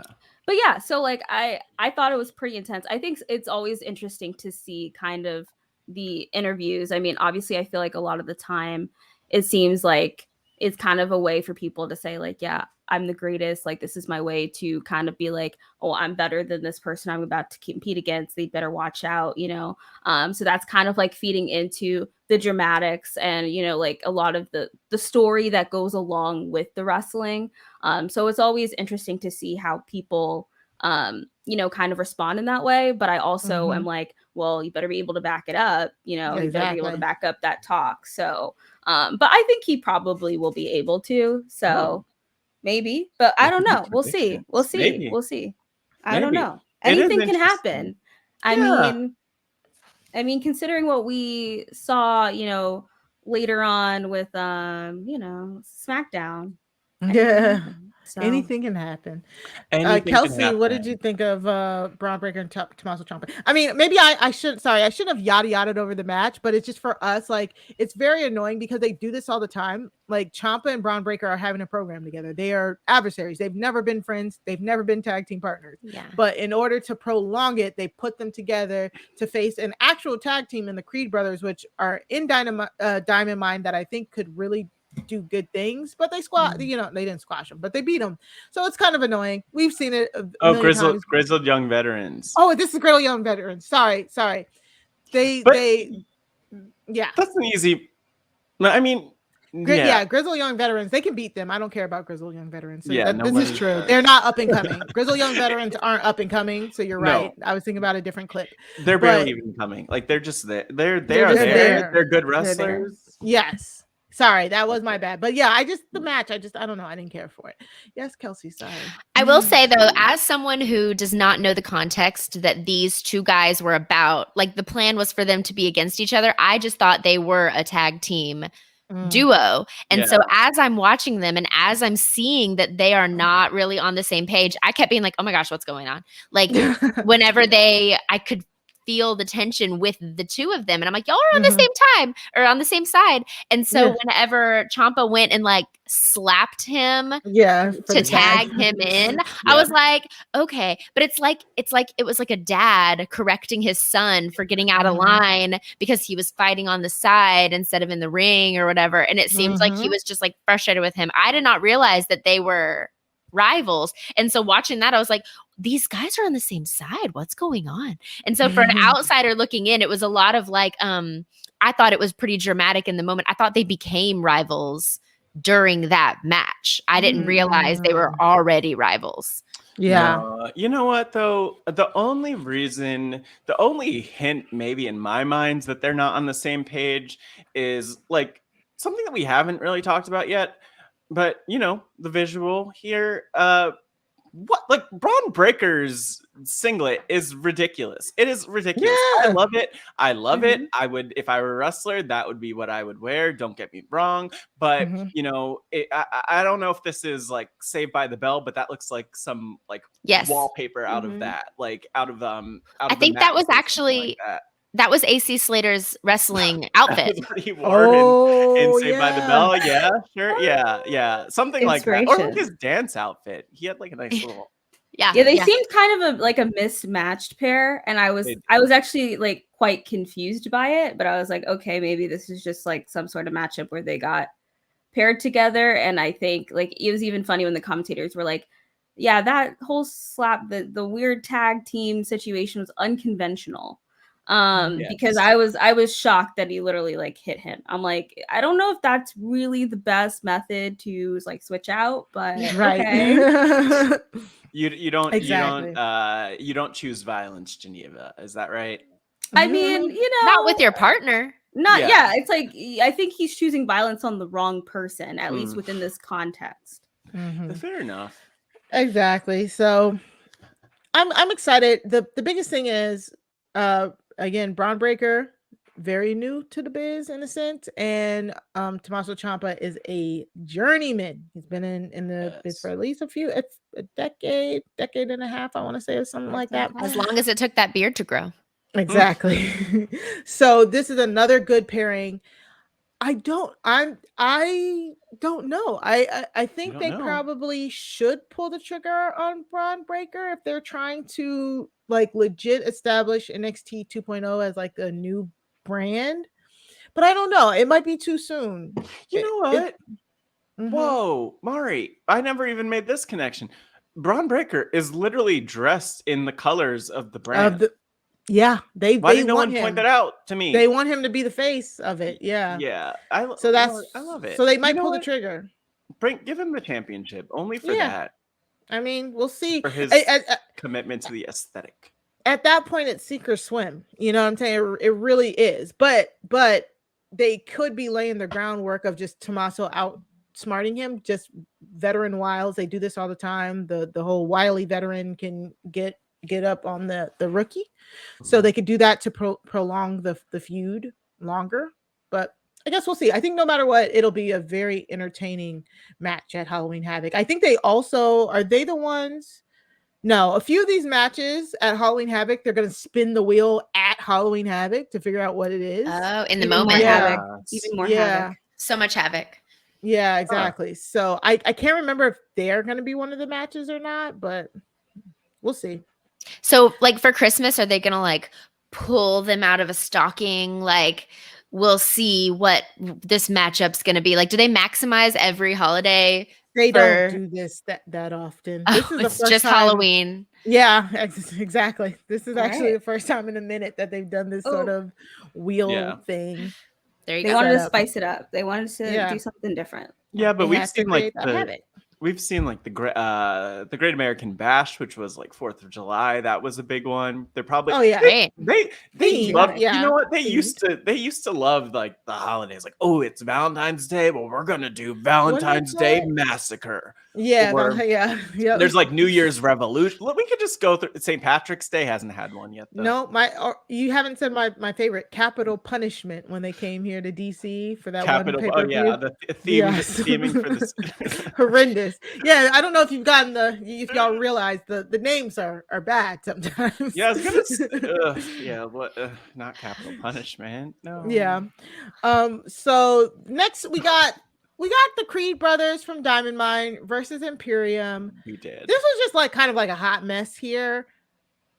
The Creed brothers were going up against Imperium. It looked like they were about to beat Imperium. Then Hero and Kushida come out. Yeah. Distraction. Imperium gets the win, but then MSK come out to beat up Imperium. MSK are the current tag team champions. And they've been kind of feuding with Imperium for a while, but MSK was getting massively booed. So few things there, and they're good guys. They're faces, so that's not good. So a few things here. One, I don't care about Imperium in this MSK the feud personally, just because like I don't know, I guess I'm really sinking into this NXT 2.0 thing. If it's not new people on there, I'm kind of getting like out of it. Yeah, right. They are really making me invested into these new characters. So I really wanted to see the Creed brothers, you know, win this. I'm so pro Diamond Mine, even though they're a heel faction, mostly because Malcolm Bivens is hilarious. So I didn't like that the Creed brothers lost. All this tag team stuff, I don't know where it's leading. I guess they're just trying to figure out who's going to be the next contenders. But I really didn't like that MSK was getting booed, and we'll probably talk about that like to end this segment. But Kelsey, were you confused? A little bit. So in the very beginning, you talked about how some other tag team people came and distracted. In the very beginning, someone grabbed Imperium's leg. Who was that? Who grabbed his leg? Because they didn't say it. I don't think they said cruiserweight champion Roger. Oh, Roger. Oh, yes. Okay, yes. He's a part of Diamond Mine with the Creed brothers. Gotcha. There's a lot of interference in this. And there was a little bit of just like, okay, who else is going to come out at this point? Like everyone's involved. Of course, there was one that involved even more people later on, but I got a little nervous. There was one time there was like a weird hold. Like there was like the neck was against the back of someone's arm, and then they had the head like this, and we were going. I was a little nervous we were going to have an actual injury situation. It's like, surely we can't be doing this too much, but no, it was really good. I really liked at the end. I liked watching MSK. There was a move that they did that I really liked. One of the guys did a backflip in midair. The other guy pushed him to where he landed on the other guy. And I was like, oh my gosh, that was so well coordinated. That was I was very impressed with that. Yeah. Yes. Yeah, and I have to say, like, there was, speaking of partners kind of pushing and throwing each other, like, that's the thing. I don't think I've seen a tag team just like throwing each other around as much as the Creed brothers have. They love to just drag each other around, pick them up, flip them, spin them around like that. They should be on Dancing with the Stars. I honestly found that super impressive. Like I was like, they are just like so like in sync. There's just something going on with them that I really like enjoyed watching. I really like them. Yeah. So it was kind of sad to see that they didn't win in that case, because I was like, oh wow, like this is pretty, you know, like I don't know. I was just I was just like really, I was really like mesmerized. I was just like, oh wow, like the way that they move. Because like, you know, when I compare it to when we, you know, had the whole like Breaker Ciampa thing, like they were obviously not anywhere like near that because they're not really partners. A team. So it was cool to see like two actual like team members kind of collaborate with one another. But yeah, I was just like, exactly. Yeah. I just thought it was chaotic. This is where I was kind of like, where are these people coming from? Why is it okay that they're allowed to interfere or not really, but like, you know, like, it's just like, it was a mess.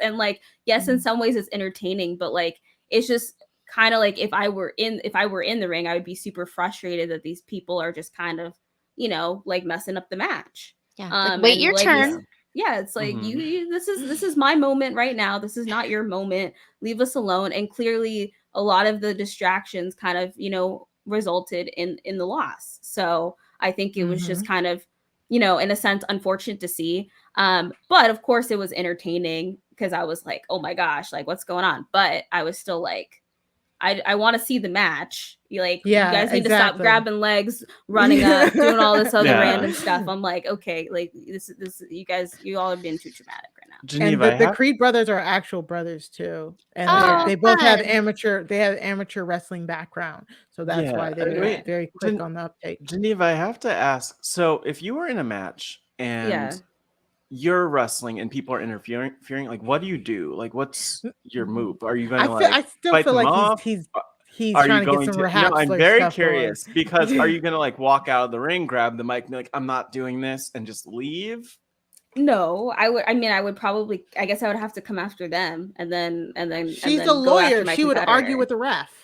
Right? Maybe I would argue with the ref, but I think it really depends. How are they coming for me? Like who these distractors? Like I think it's well, I mean, yes, but like how are they coming for me? So like it just really depends what the scenario is. So like, you know, for example, like if they are coming after me and it's gonna like prevent me from coming after my competitor, then I'm gonna go after them first because they need to get out of my way.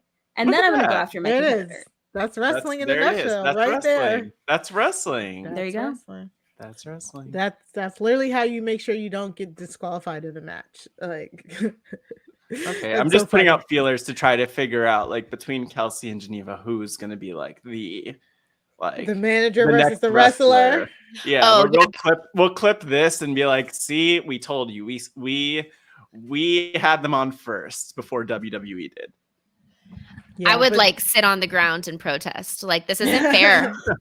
This isn't what I signed up for, you guys. Start it over. I mean, same. That's me. Honestly, I think I'd also just be shouting at the person. I'd be like, what are you doing? Get out of here. I'd be like, get out of here. Like, I'm tired of you. Like, I just want to do my match. Leave me alone. Like call me when you're ready to be serious, you guys.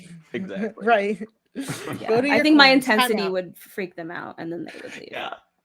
So I want to talk about MSK here because Kelsey pointed out their moveset makes you want to root for them. Very high flying, very babyface moveset.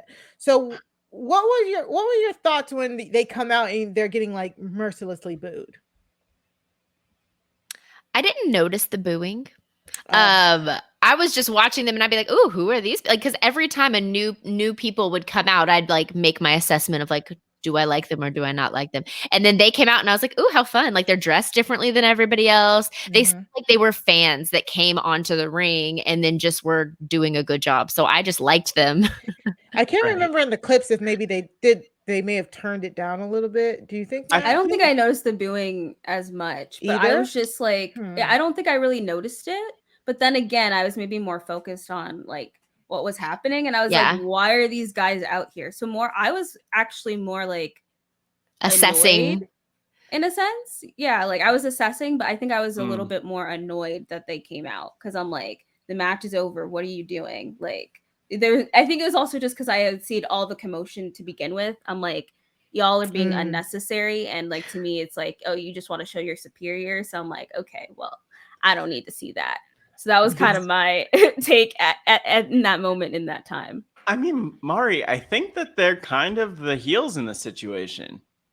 No, they're not. Well, this is why I say that, because so they come out to the ring, you know, after the match, they don't attack the heels who were Imperium is exactly. Imperium are the heels. No, the Creed brothers were the heels in the situation. This was a heel versus heel match, which is why we got the babyface Kushida and Hero and the babyface MSK interrupting it. So the thing that I'll give you is that I don't think that they didn't really frame MSK as faces here.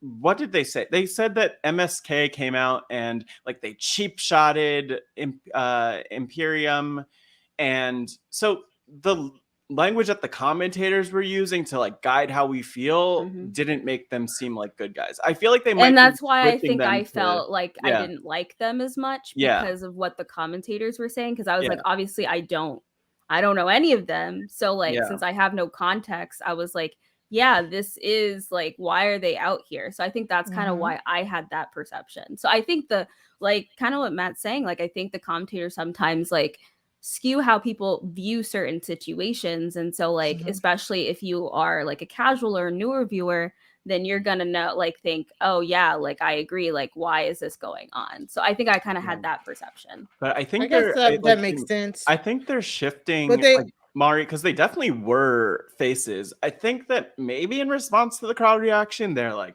shifting them over a bit more. But that was the thing where I'm like, why are you going to talk about this as a cheap shot? It's them getting revenge. It's them standing up for themselves. Right, but that's what I was about to say. They did say after the cheap shots, they did say like they're getting back at them, because literally this happened in reverse last week. MSK had a match and Imperium came and beat them up after the match. So that's why I was just like, I didn't see it as a bad thing. And then the promo. Okay, so what do we think about the promo afterwards with MSK in the locker room? Kelsey, what vibe did you get off that promo?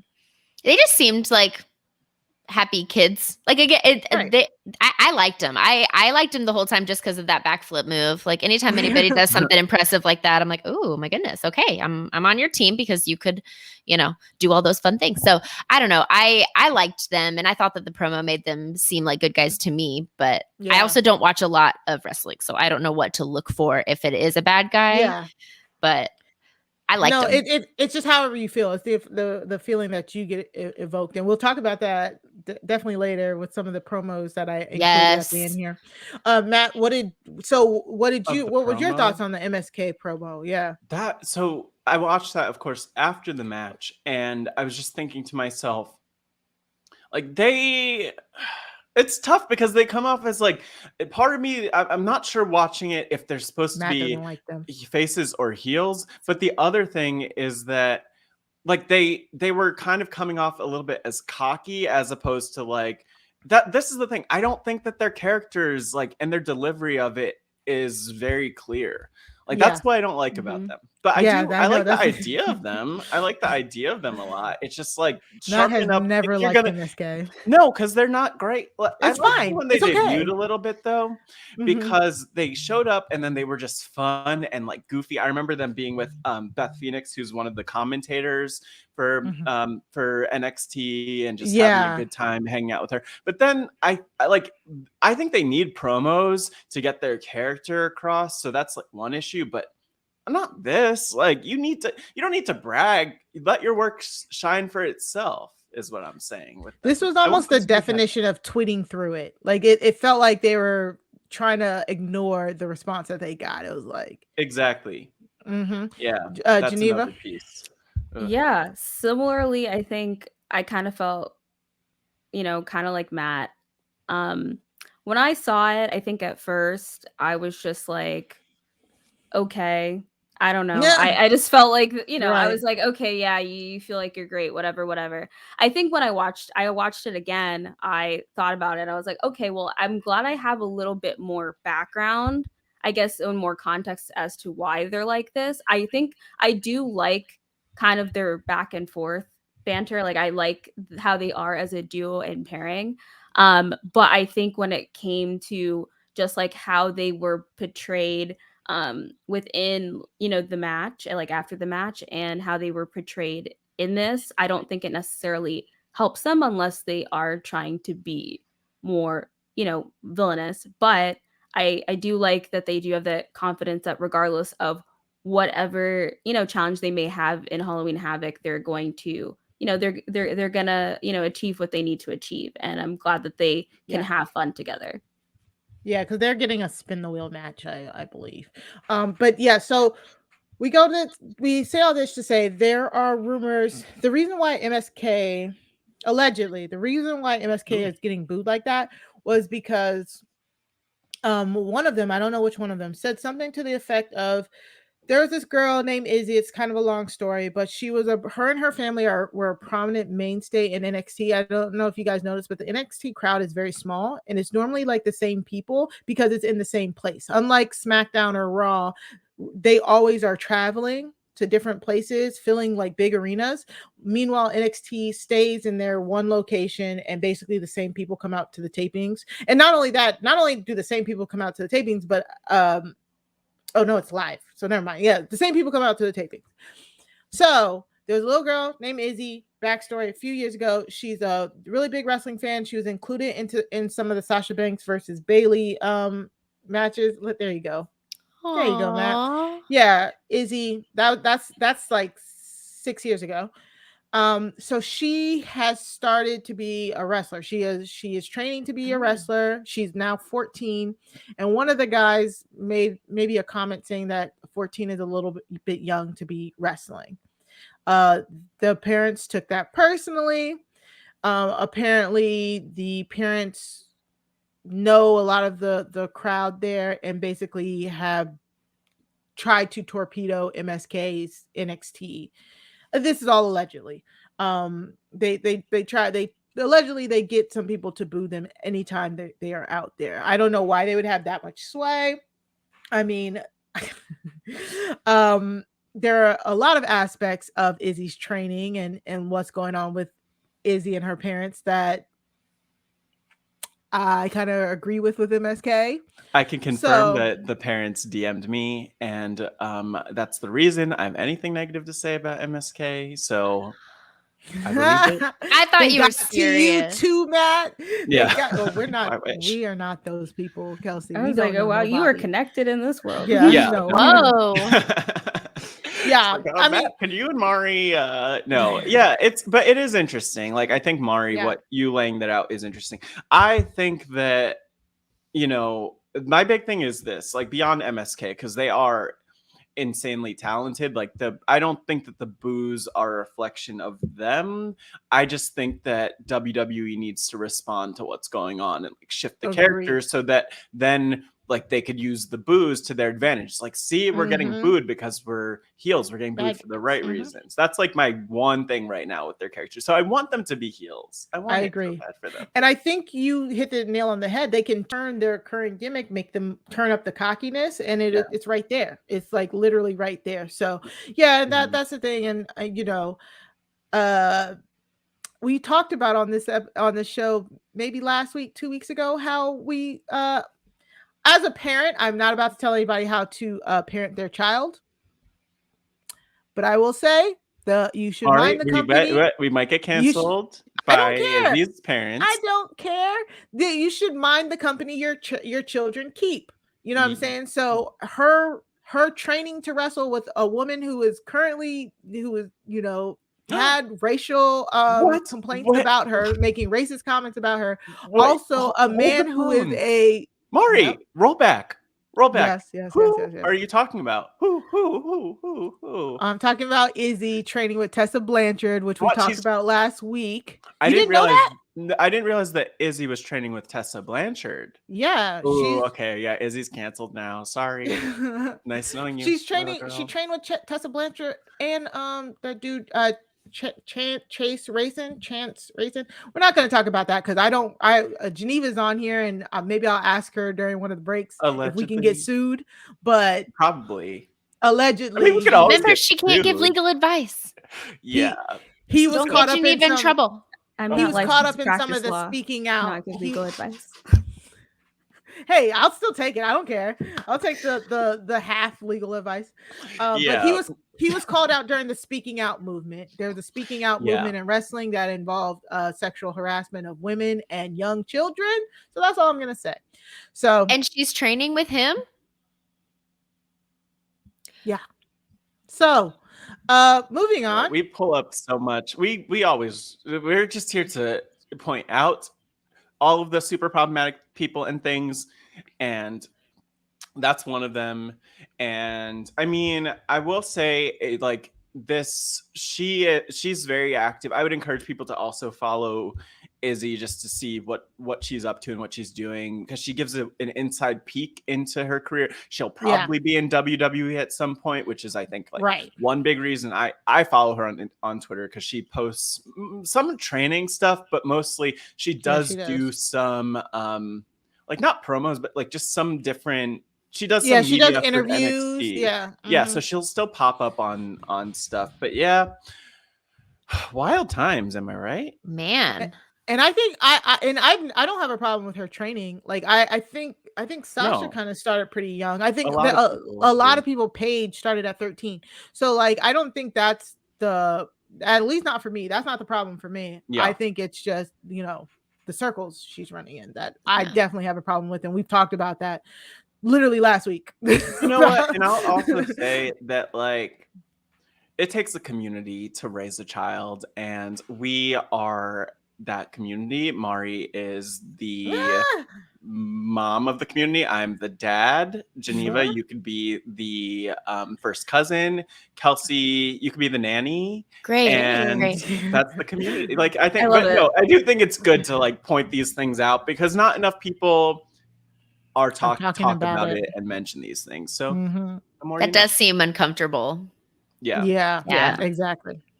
So we got a little package from Mandy Rose and Raquel Gonzalez. They're going to be fighting at Halloween Havoc next week.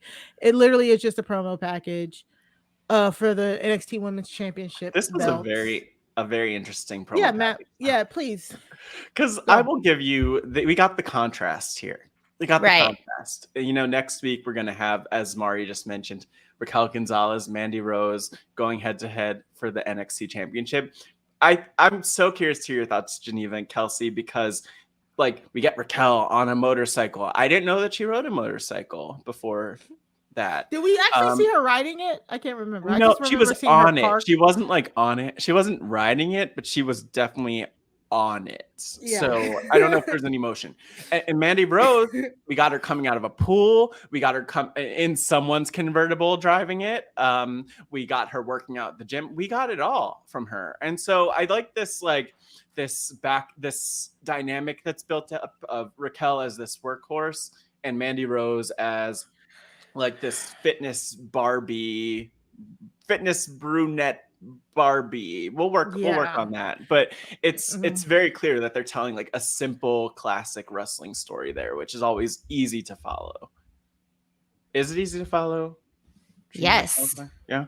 I loved the quote from Mandy. When people see me, they stop in their tracks in awe of me. Mandy. And I was just like, I love the enthusiasm for yourself. Like, you have to be your own cheerleader, Oh my gosh. Yeah. The part was so silly. I was like, oh my gosh. Right. Like, please tell me your struggles, Mandy. Please. I mean, it's real. It must be hard to be that beautiful. It must be. It is, actually.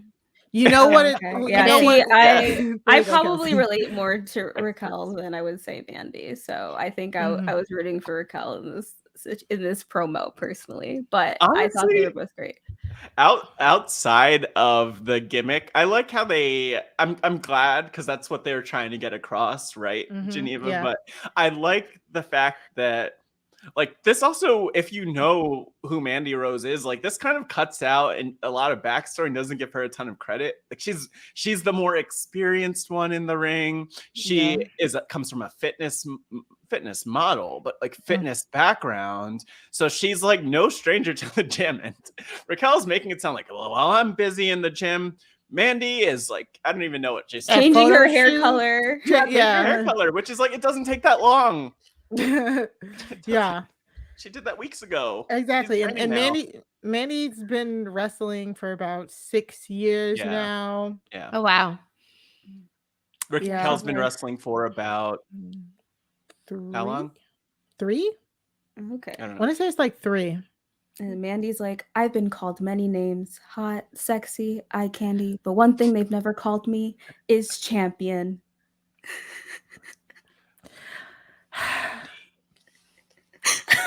Mandy, let's talk about it, because I felt that this promo was also a little pointed, should I say, because she caught flack last week. Geneva, can you guess what I'm about to say of why she caught a little bit of flack last week? Did she say something potentially problematic? No, it's actually her look. That's not okay. Okay, yeah, okay. It was like I'll just say was it a specific picture, Mari? There was one picture in that promo that I was like, y'all really did that. So Mandy Rose has been tanning. She did go to dark. She tanned. Yes. She's been tanning awfully dark. Bro. People were pointing it out early last week. And not even just like, from all that I saw on Twitter when it first started, it was just basically like, yo, somebody needs to tell Mandy Rose to put the spray tan down. It was very like at her expense at first. It was just like, whoa, yo, get your girl, because we just had the little mix stuff with I don't even remember the girl name already. The girl from Little Mix who had been tanning darkly. So it kind of bled over to the wrestling thing. And then it started out like kind of all fun and games.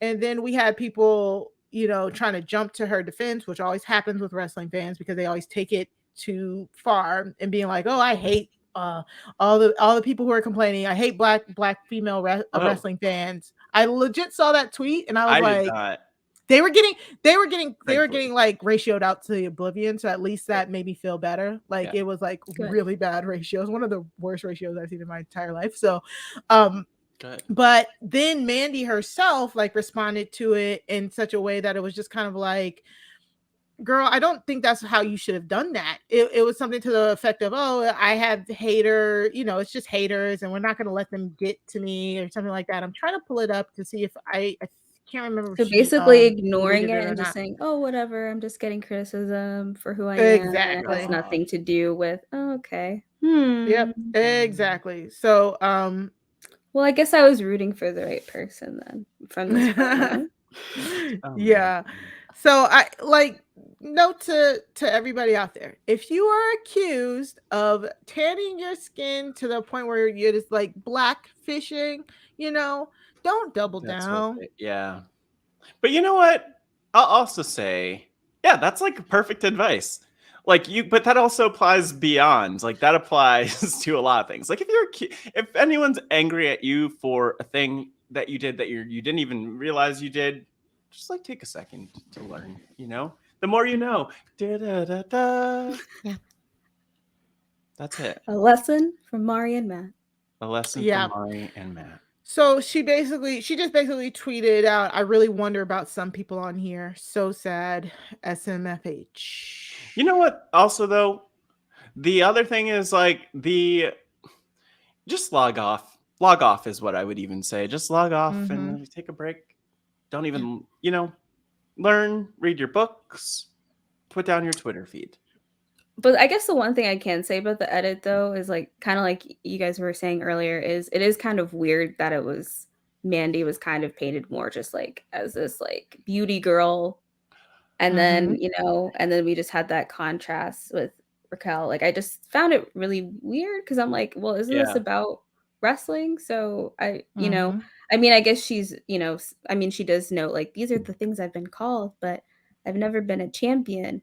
But it's like maybe show like why you're not fitting into a certain, you know, stereotype or perception. I guess I think would have been more interesting to see from her, you know. Or even just the attempt of the character to be like, oh yeah, I'm not this like beauty. I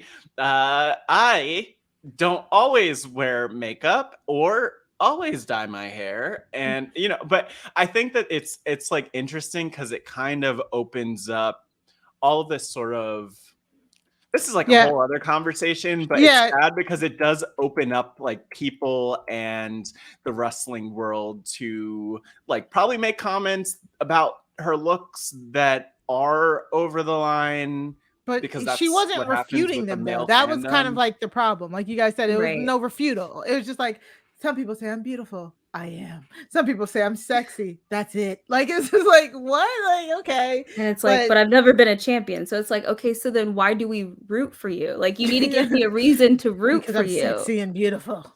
Yeah. Or at least use that to show why she will be the champion. I don't know. Like if you're gonna say that, like use it in some way to say like, oh, my beauty is going to, I don't know how to say it, but like my beauty is going to give me the confidence to like beat my competitor or something. Yeah, exactly. Deep. And I don't know. I just thought, I haven't liked this Mandy Raquel storyline since it started because I don't care about either one of them personally.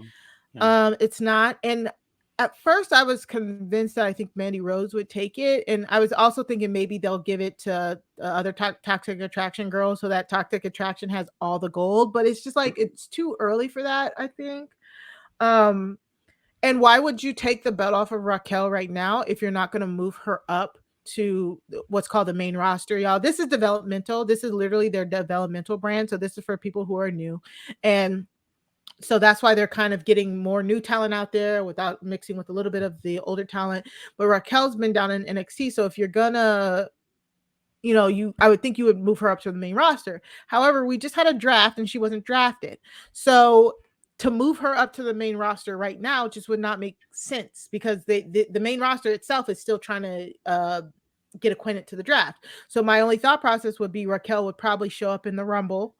I think I can't remember if she was in the last Rumble. So in January. So either Raquel is going to retain and they'll figure out who they want to put that belt on, who they want her to give the rub to, or maybe she'll give it to Mandy Rose here and then we'll have somebody chase. But I can't even think of a baby face right now, Matt. I can't think of a single women's like baby face. Like who's their top baby face on the brand? Because I guess Raquel is. Technically, Raquel is. She's not going anywhere. She just basically got there like at the start of this year. I mean, she really only truly started wrestling like at the start of this year, or she really was coming to her own start of the year. So I think she needs the end a lot of last more year, time. start of this year, right? Like I think she needs a lot more time to do it. So I don't think she's going. But do you think she needs to still be holding that belt? Like her title reign itself has been very lackluster. They could do. I'll take Toxic Attraction and an interesting story over what they're doing with Raquel.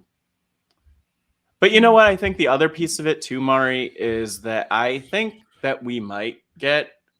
I mean, there's a video package that we got of a mystery person who's going to be there next week, and I mean that could very well relate to. Well, I think overall, I think that it's a woman, and we'll get to that. Yeah, but I think that could relate either to Raquel and this title match with Mandy. That could relate to like bringing in a new top female face or baby face, good person.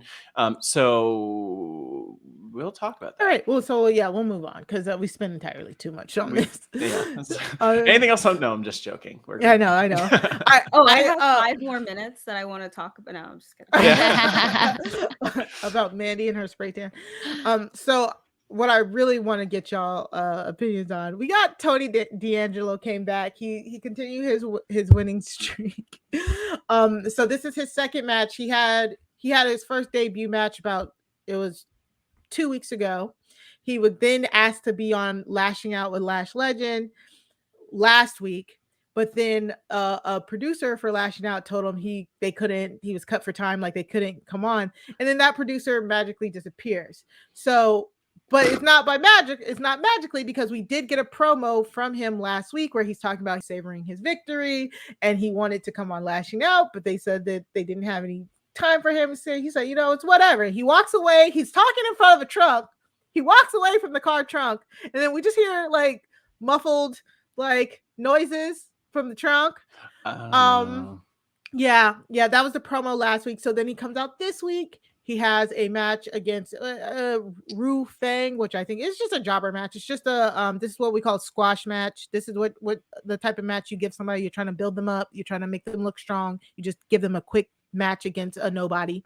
And then after the match, Samantha asked him, a producer went missing. Do you know anything about that? And he's like, yeah, no, I don't know anything about that. He tries to bribe her, and he says, forget about it. Who does she think she is? Who does she think asking she is? Him questions. Does she think she's like, I don't know who I am coming out with the references from before my time, but does she think she's like Geraldo Rivera or something like that? She's just like trying to figure out investigative journalism. Is deep investigative journalism. And I would not ask him, like, you don't ask someone who's potentially guilty of kidnapping, like, did you do this? Because you will be next. Samantha, who does he I don't think we'll he see is you for next bribing week. her?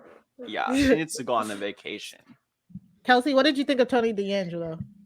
I think he was my favorite of all the clips. Like, it was so funny to watch his like Joey impression from Friends, just like forget about it. Like, and my husband's he's been watching so many like Soprano episodes, like, and I'm just watching this. I'm like, this is just more Sopranos. Seriously, wrestling. There's Sopranos even. Like, it's so funny watching him. And I loved the chef's kiss hand motion for all of his fans and the audience. It was.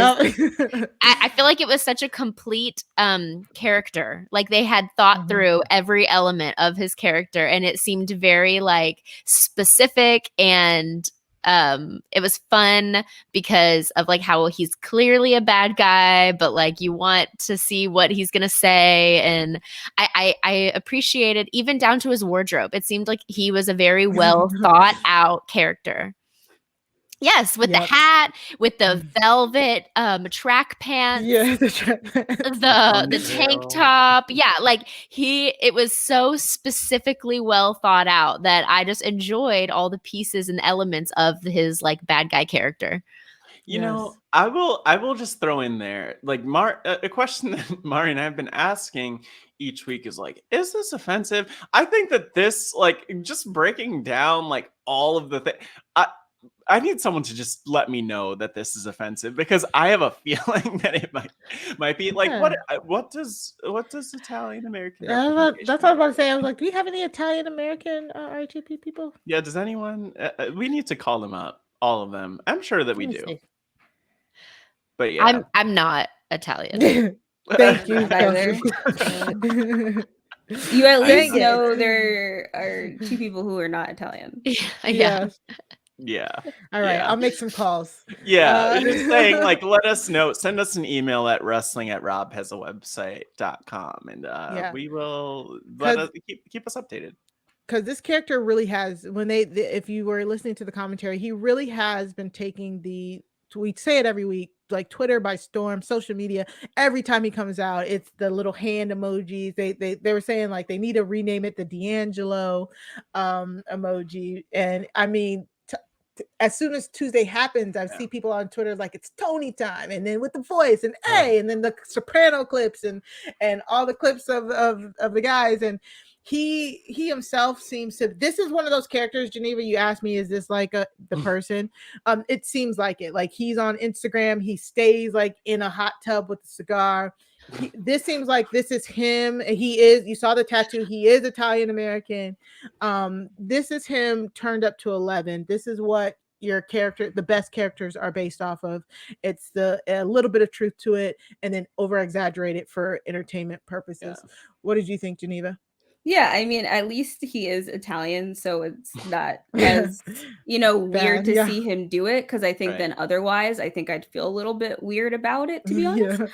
But I think, I think it's great. Like, I think even though, he is kind of villainous in some way, they still he still comes off pretty likable, and pretty enjoyable. And so I thought it was kind of great to, see, how he, just kind of think carries the room, grabs people's attention, the audience. And even as he went through the match, you could see that personality as he was even competing. Yes. You heard him talking and giving commentary to Ru Feng as he was fighting him and saying, a lot of different things. And, even the commentators were like, oh, he has this swagger all of a sudden and all this sort of stuff. So, I think it makes it quite, entertaining to see how he, goes, he keeps the character involved even through the match, which I think, he's really committed to it, which I think makes it, a heightened part of entertainment. But then just the whole, when he got questioned, he's just like, you're being real nosy, you're some kind of snitch. Look, I swear on my grandfather Junior's grave, I know nothing about nothing. All right. Maybe you went on vacation, you know what I'm saying? That sort of thing. So funny. I think that I wouldn't be surprised if Samantha, shout out to Samantha. I know that you're an RHAP listener. Yes, she is. You're clearly tuned in right now, listening an hour, 55 minutes into this podcast. I want you to know you need to get out of there because you're going to take a vacation with that producer Mark in a little bit. Forget about figuring out what's actually happening and just get out of there because you're going missing, girl. And we tried to warn you. Yeah, we don't want to see that. But Ru Feng clearly cannot protect you. No. Loved his Ru Feng's pants, probably going to go missing too. Yes, Geneva. I loved his pants. I love that aesthetic. It was great. Tony's pants? No, Ru Feng's pants.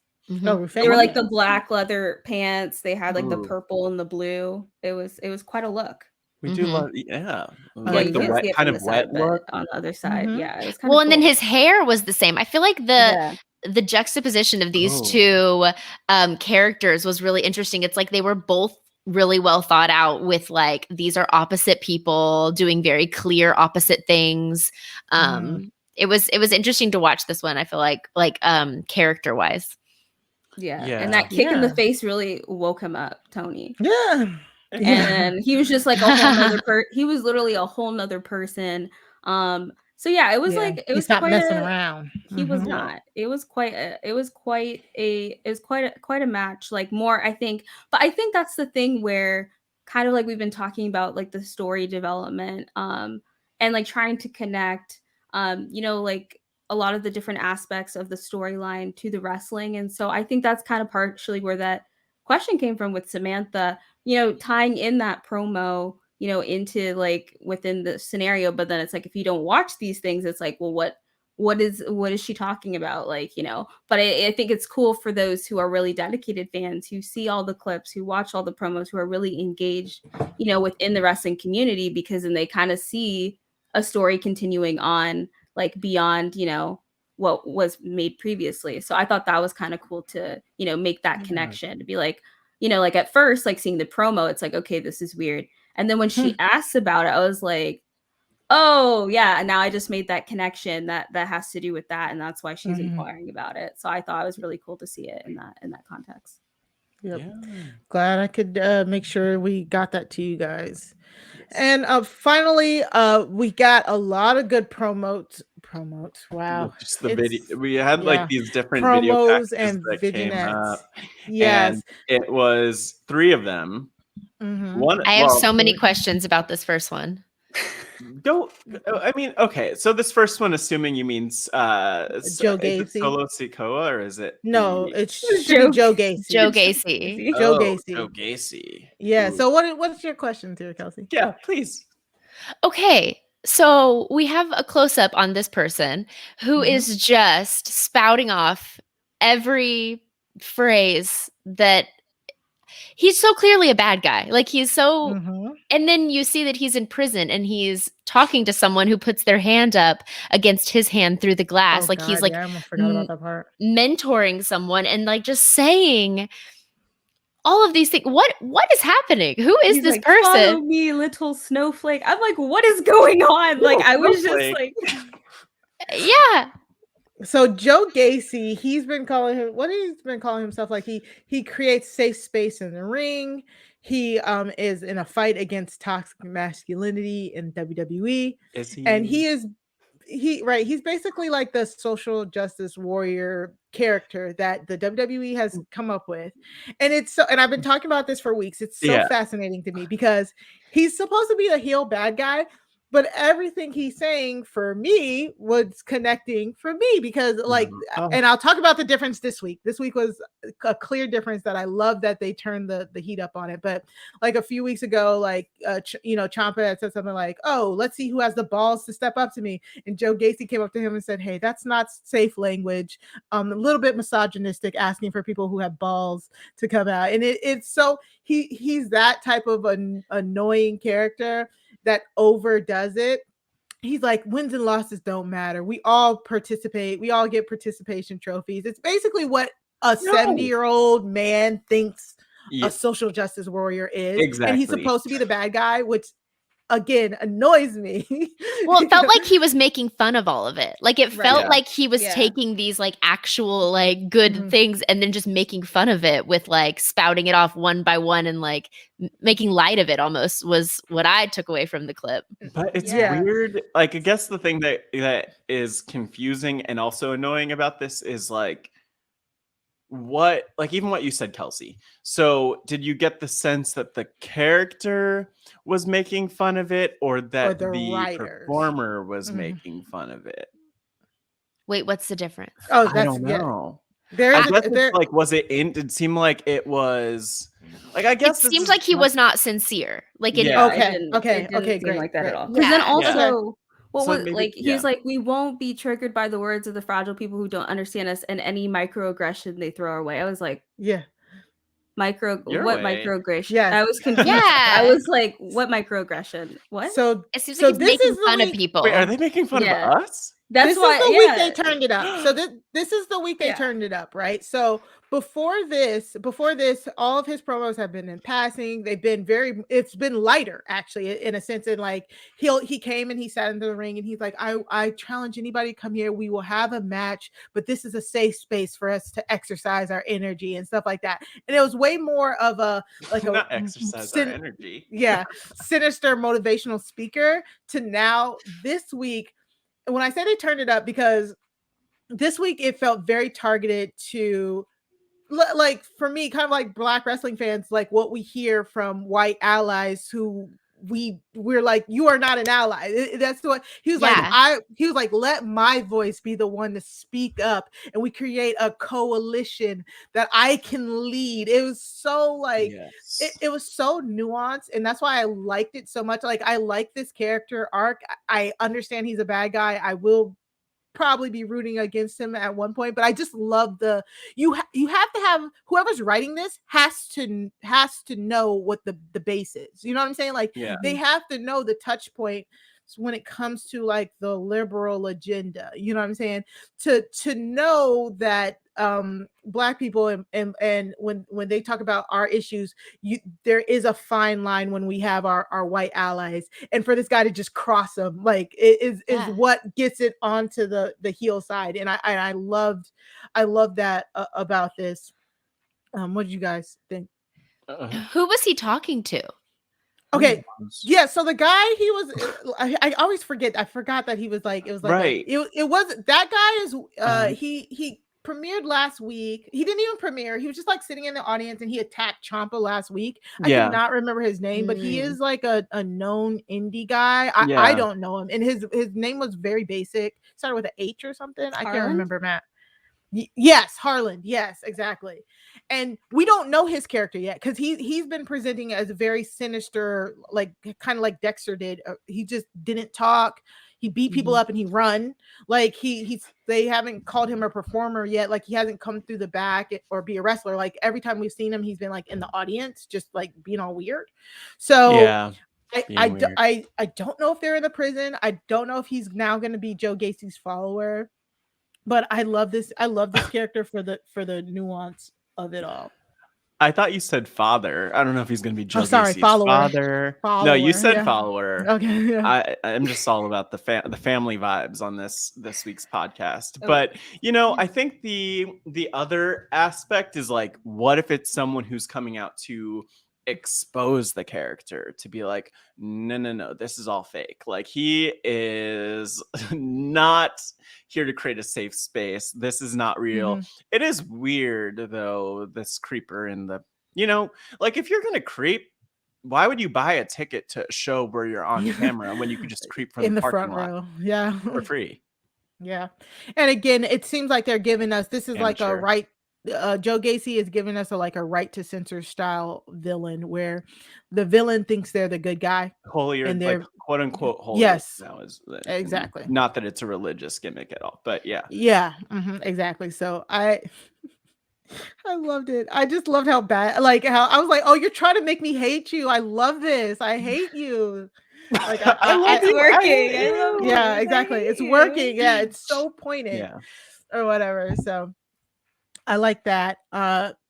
Next up, we had Solo Sikoa. So this one is like it's not much if you don't know like the real backstory to it. But basically, this is the Usos' little brother. So we saw.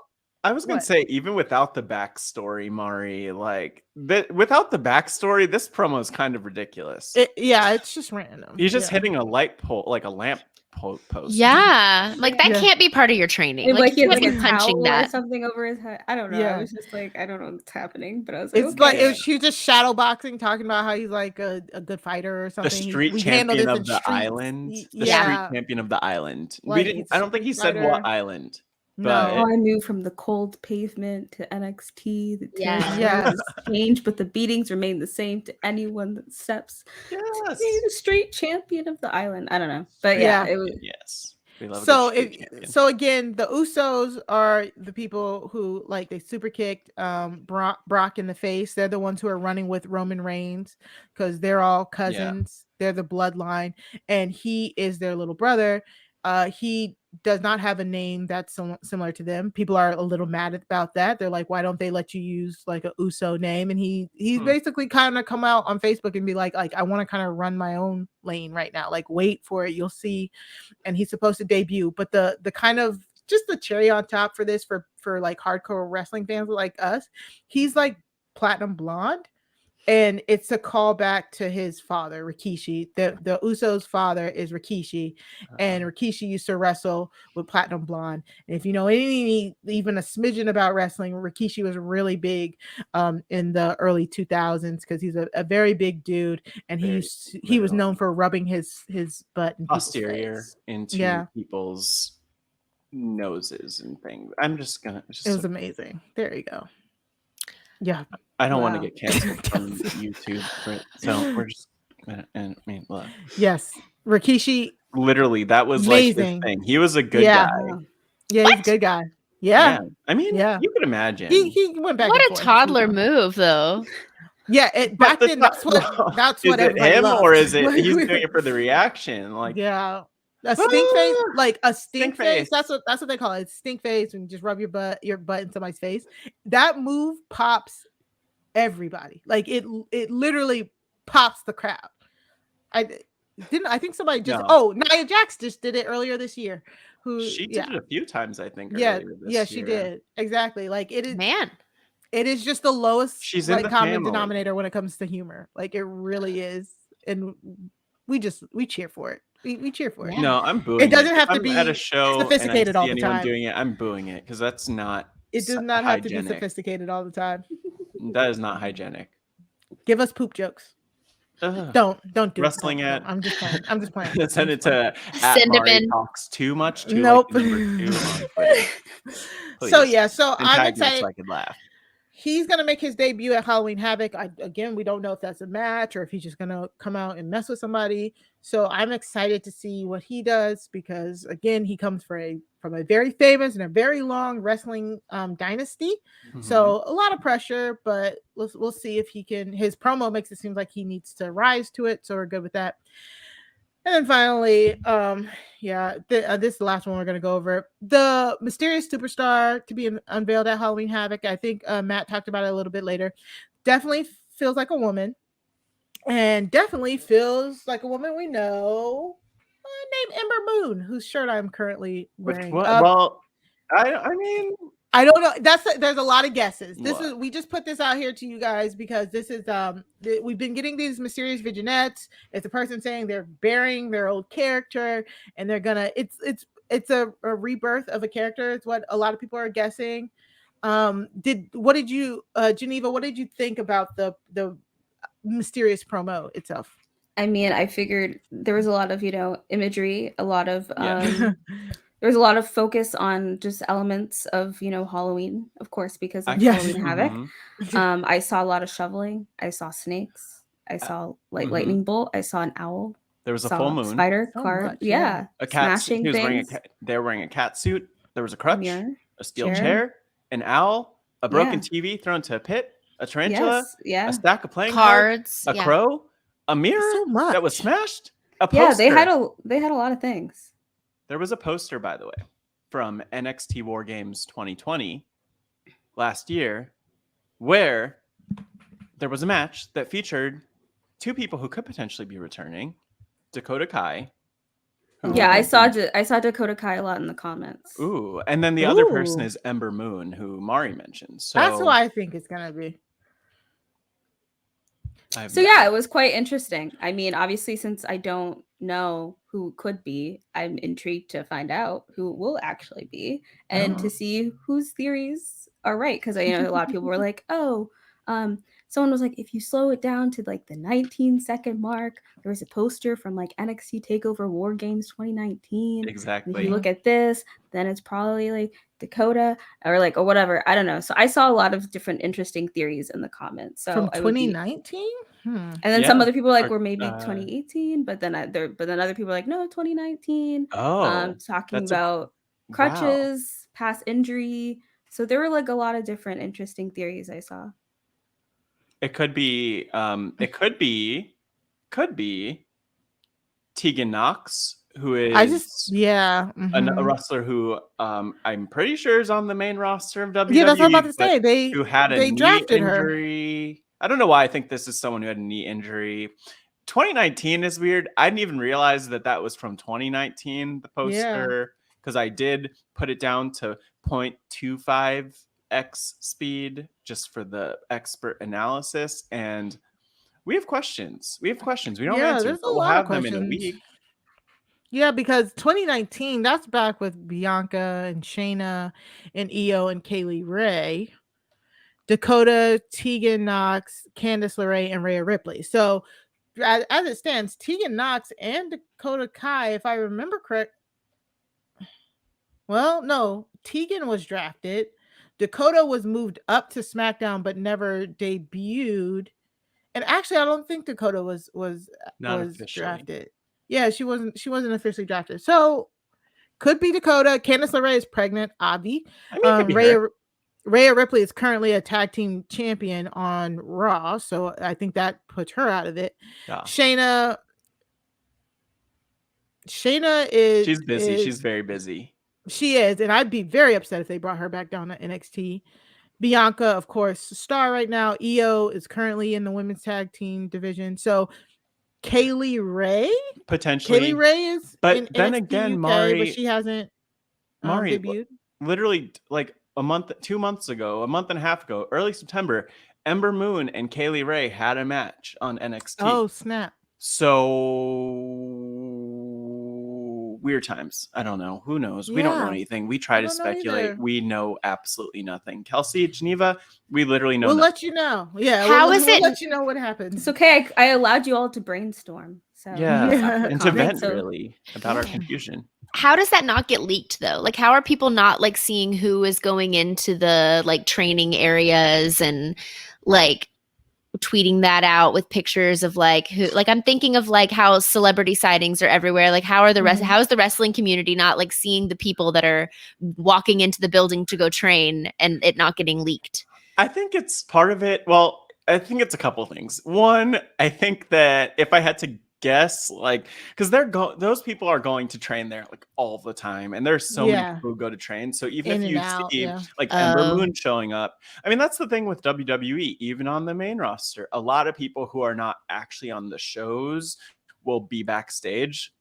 So sometimes there are rumors like, hey, so and so was backstage. Like that's a thing. So it is interesting, but yeah, and also like I hope there aren't a ton of people sitting outside their training center with like their iPhones. That was another issue in the past. Stalking incident, long story. Don't want to talk about it. Probably shouldn't. I mean, that's a long story. Legal, allegedly. Yeah. So basically, there's always rumors. Gotcha. And you just never know if they're right until it's after it happens. So that's just how it goes. And NXT is a little bit more insulated because like we said, they stay at the one building. They don't have to roam around the country and stuff like that. And they can keep their sources a little tighter in NXT with it being developmental. So that's it. Like we'll find out when we find out, and we'll pass it along to you guys. There you go. Because I am interested to see what's going on. So we have to move on because we haven't even gotten to SmackDown. That was a great in-depth look at NXT. Again, all of the highlights that we're talking about can be found in our show notes or in the description if you're looking at the YouTube page here. So you can always watch, follow along, and listen. So we got to get to SmackDown. Let's do it. And again, there wasn't much. So that's why it's okay. We spent that time on NXT. But again, we have to come back to Brock Lesnar, Roman, WWE official Adam Pearce, and everything, the fallout from Crown Jewel, because as soon as Brock Lesnar left, he said, as soon as I see Roman, I'm going to beat the crap out of him, basically. So Roman comes out to the ring. He kind of dresses down Paul Heyman for a second because, it's still kind of unclear who Paul was throwing that championship to, and then Roman dares Brock to come. Roman talks about all the people he smashed during his reign. You guys, he's been champion for like 400 something days. It's been over a year now. He's on a really good heel run. Yeah. And then Brock Lesnar shows up and does exactly what he says he's going to do. He just starts beating up Roman.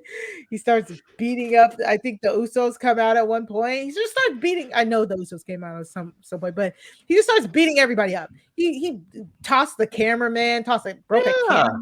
I was like, poor cameraman. I can't believe this is happening. Not him. Yeah. And then I think they said it might have been a $10,000 camera or something. Yeah. And I was like, yikes. And then throwing those stairs. 200-pound steps. He's like 100 pounds. Yeah, Pat. 200 pounds. 200 pounds. Double it. I love Pat. He's so crazy. We know that's not 200-pound steps there, Pat. I just like to know. I think he didn't know, so he was like, I'm just gonna throw out numbers. 200 pounds. Roman is so extra. Like if you ever watch a Roman Reigns match and he gets thrown into the steps, guarantee they're gonna go flying like that. He as soon as he hits them, he also throws them. Like I love it. It's kind of a callback to he's loosely related to The Rock, and The Rock oversells everything, which is why we love The Rock as well. So yeah, Brock Lesnar just went on a tear here. So WWE official Adam Pearce had to tell him he was suspended. The only thing I don't like about this is they've run this storyline before with Brock. Like Brock is not a full-time performer. He comes and goes, and he's very like main attraction-ish. So they've literally done this exact storyline. I can't remember if it was with Roman. It might have been with Seth.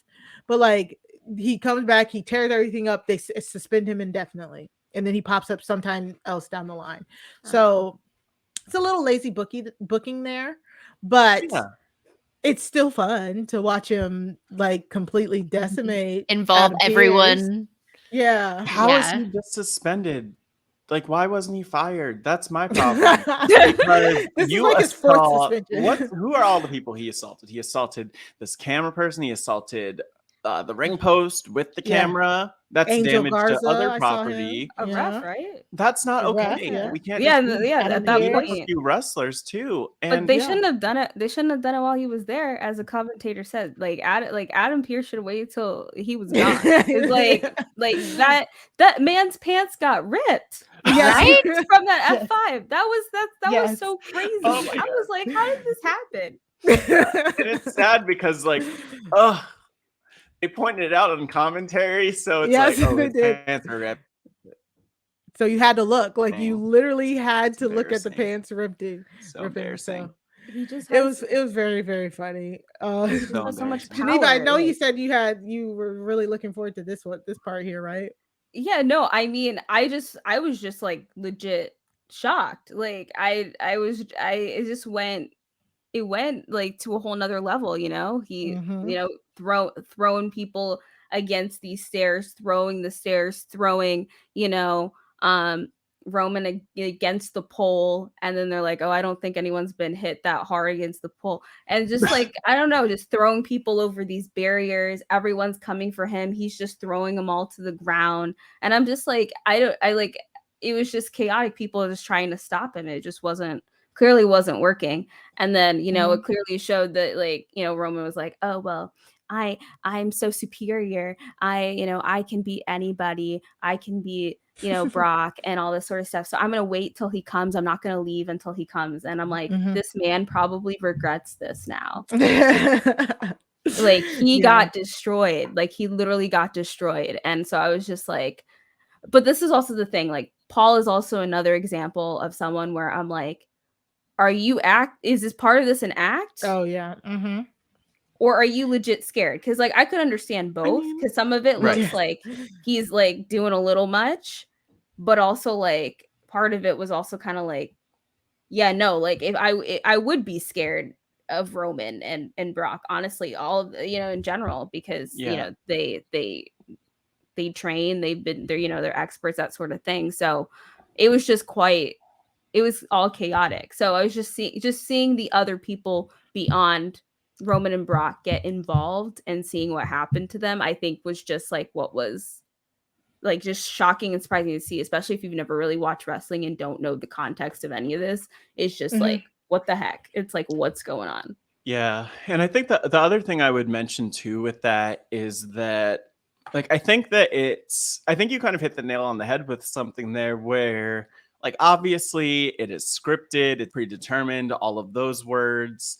And, these are big people. Like, if Paul Heyman legit just starts laughing at something that they're doing and like not suspending disbelief and not going with it, like, these are people who could beat him up for disrespecting. He has been around the business for like 4 decades now, probably. So a long time in prominent roles, great acting ability. Well, very experienced with his acting abilities. I would say he's very believable.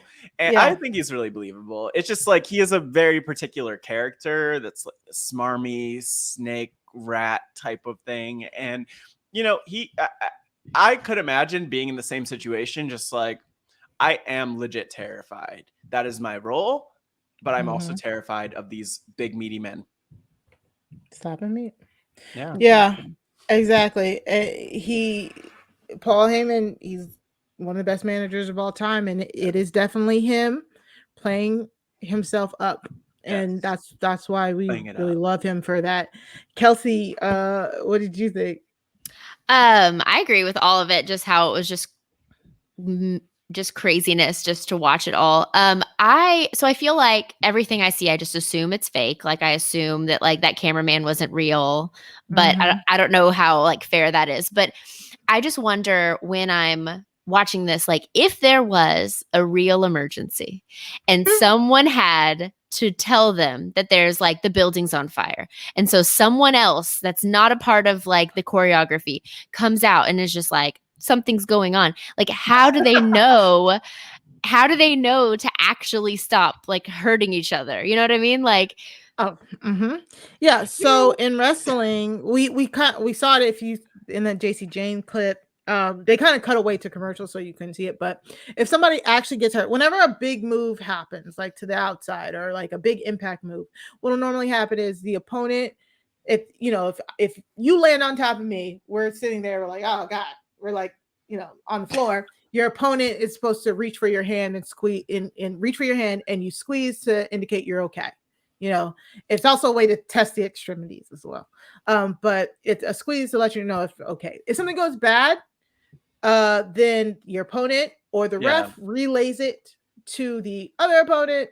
It just depends who's there to catch it first. Yeah. More than likely it's the ref. The referees are there to definitely catch it, and then also figure out what to do depending on the severity of the injury. Gotcha. So whenever, but also, what were you gonna say? So just in the case of like fires, that would this very specific. No, this very specific instance of if there's a fire in the there should not be a fire. Well, okay, so Brock, there's so much chaos. It could start. There could be a fire, and Brock the referees is pushing everyone over. So I don't know. If there was a fire in the building, and they were all coming to let him know. The lighting gets damaged, starts a fire. I don't know. And he's just like pushing people over and throwing things. Luckily, there are a lot if of there's people, like a flag. Oh my God, the referees have earpieces, and the announcers too. Smart. Yes, and they'll throw up an X sign. If you ever see an X sign in wrestling, that means like the match has to stop because that's how serious of an injury or so there's like signals that everyone's aware of for safety. Yep. Okay, like safe words. Yeah, I'm gonna start doing that with my kids. Like, hey guys, like, stop. It's official now. No more playing around. Just gotta stop. Yeah, exactly. That's so funny. I love it. Yeah, but that's how it goes. And wrestling, there's so much more to it than fake fighting and stuff like that, and predetermined outcomes. Like it really is a dance, a choreography. Who put it like that? But yeah, like it really is. It's a lot, and that's why we gave Lady Ref Jess, that's what I call her, at the top of the show, her props, because it really, when you're a referee, you're not just standing there waiting to count 3, and I guess I'll talk about it a little bit here. But during the Bianca and Charlotte match on Monday Night Raw, it looked like at one point maybe Charlotte may have been knocked out or something for a little bit. Not even knocked out, but like she definitely seemed a little loopy. Like something. Sometimes wrestlers, they're competing, they might take a bump, but they want to finish the match. And but it could seem like it's like the NFL in a sense, like they're still not good at pulling people out when they need to. And that's what Matt was commenting, came off a little sloppy with them. The match itself was pretty good, but it was overall sloppy because it looked like Charlotte may have I don't know. It kind of seemed like Charlotte may have done something to the point where she wasn't cognizant the whole time. So you could tell during that match that the ref was directing them way more than you normally would. Some matches, the ref doesn't have to do anything because the performers themselves know each other so well, they can just do whatever they want to do. But on Monday, the ref, I don't know what the reason was, but you could definitely tell that the ref was very heavy hand in it. Well, if you're looking for it, but he's very heavy handed with telling them what their spots were. Because I think something happened with Charlotte, and then like Matt said, the ending left us all, we weren't gagging because it was really bad. They ran over time, and it just ended in a regular DQ. Yeah. So, it's all very important. It's all supposed to be for safety, and every piece has to work correctly in order for something like this to happen. A beat down that Brock did for this to happen. I'm pretty sure I could tell you that was not a cameraman. I'm pretty sure that was somebody who's used to taking bumps. Absolutely. Even though all he did was just get pushed a little bit. You know what I'm saying? Like they don't put regular people into those roles or whatnot. Nice. That encourages camera That's good. violence against maybe a camera stunt man. I don't know. Yeah, stuntman, exactly. All of the above. All At least I all would of it. hope so. But I hope that was like a really old camera then or something. Yeah, I was thinking that too. I was like, that Yeah. camera must have been like broken already, and they're like, let's do They're like, this. oh, okay, we have a broken camera. Let's write a whole segment around it. Segment about it. Yeah. Like all the studios, the movie, like the film sets and everything. If something gets broken, they're like, just send that over to the wrestling guys. Like they could probably use it. They could repurpose this. Exactly. Yeah. Any final comments on Roman Brock saga before we move on? Don't underestimate Brock. There you Yeah, go. he's scary. So we have to talk about this again. Matt doesn't remember, but he is. What do you mean? I might remember. He was completely right. We sat here. We talked about like, all the times I'm right. It's too many. It is. So many. Mari reminds me of when I'm right. I just kind 512 times. So I'm trying to give you a compliment, Mari? and you're making it very like hard to do. Tell me about when I was right, Mari. So we were talking about like that we had a fundamental problem going into Crown Jewel, that the two women's belts were drafted to the opposite brands. The Raw Women's title was on Charlotte Flair, who was on drafted to SmackDown, and Becky Lynch is the SmackDown Women's Champion, and she was drafted to Raw. So we were like, how are the titles going to get back onto their respective brands? Yeah. And, I was hoping that Bianca would beat Charlotte on Monday to become the Raw Women's Champion, and then that Sasha would win the triple threat to become the SmackDown Women's Champion. That way that the belts ended up on their respective brands. But instead, like Matt pointed out, that probably won't happen. They'll probably just exchange the titles because they've done this before. This has happened before, and it was just as boring as before and just as annoying as before. This one, maybe a little more so, though. I mean, I will say this. Like, I think that it's sad. Like, I don't like to be right about stuff like this because it is lazy, right? And so it happened. They went with the kind of lazy approach. But I mean, it did end up being kind of an interesting segment between Becky and Charlotte and Sonya Deville, just because things apparently were going a little off the rails and it was really awkward, but we'll get into that right now. So according to some backstage sources or, the wrestling journalist, quote unquote.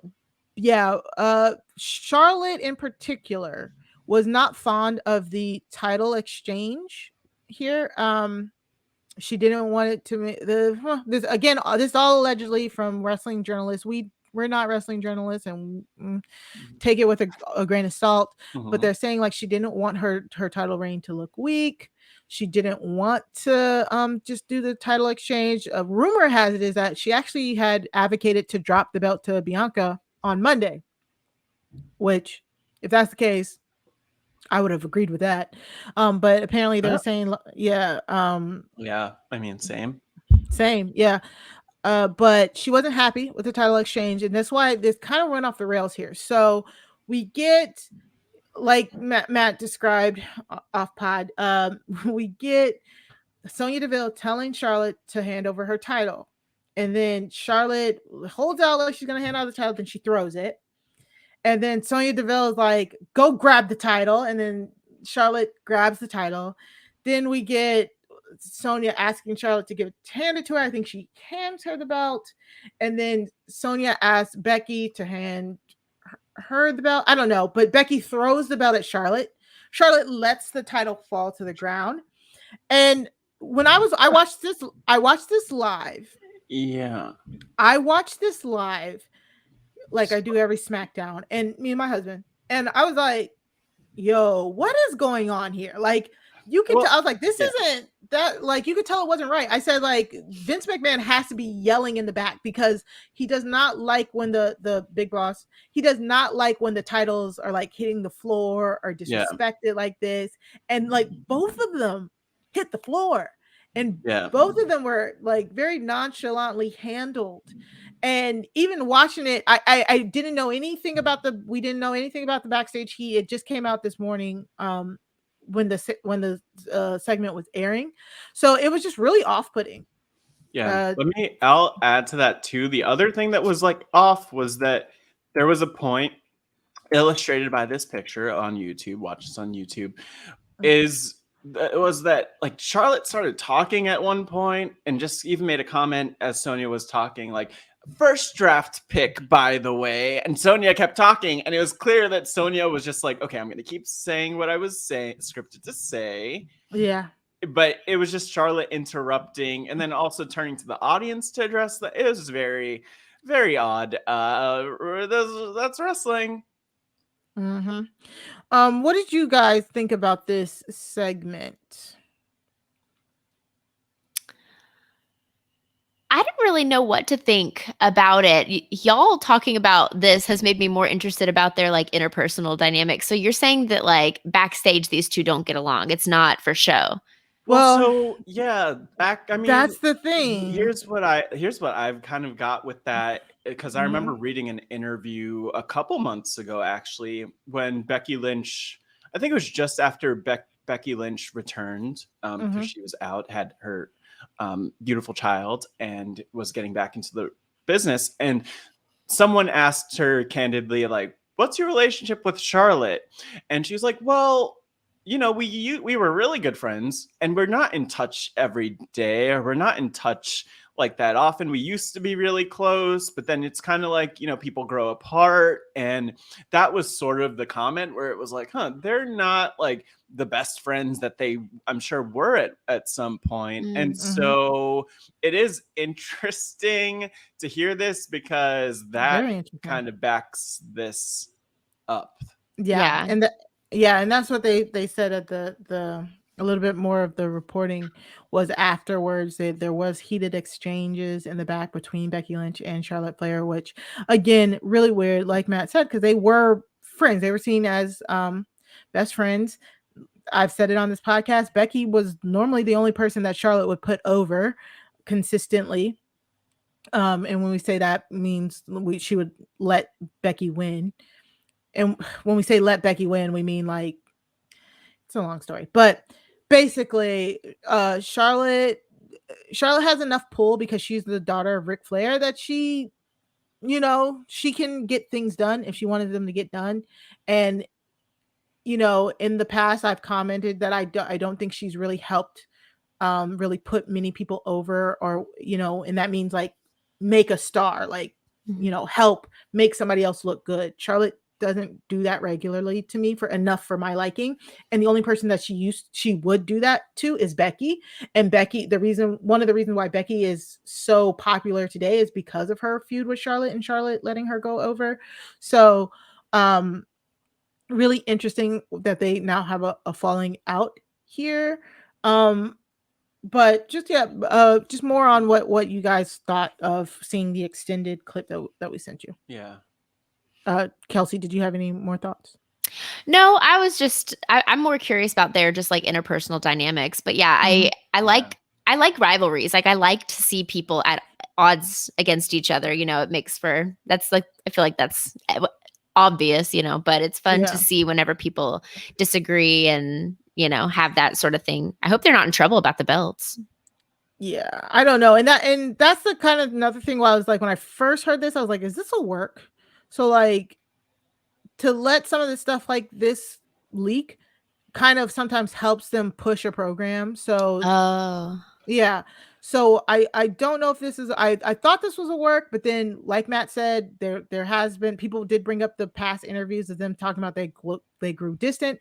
And then Charlotte's fiance tweeted out basically FWWE. So, and normally that always, because he's not in WWE right now, he's in AEW. And so, yeah. So he tweeted WWE. He since deleted it, but he's always normally has people go to his Twitter when they want to know like what's really going on with Charlotte. Yeah, exactly. It was Charlotte. So it doesn't.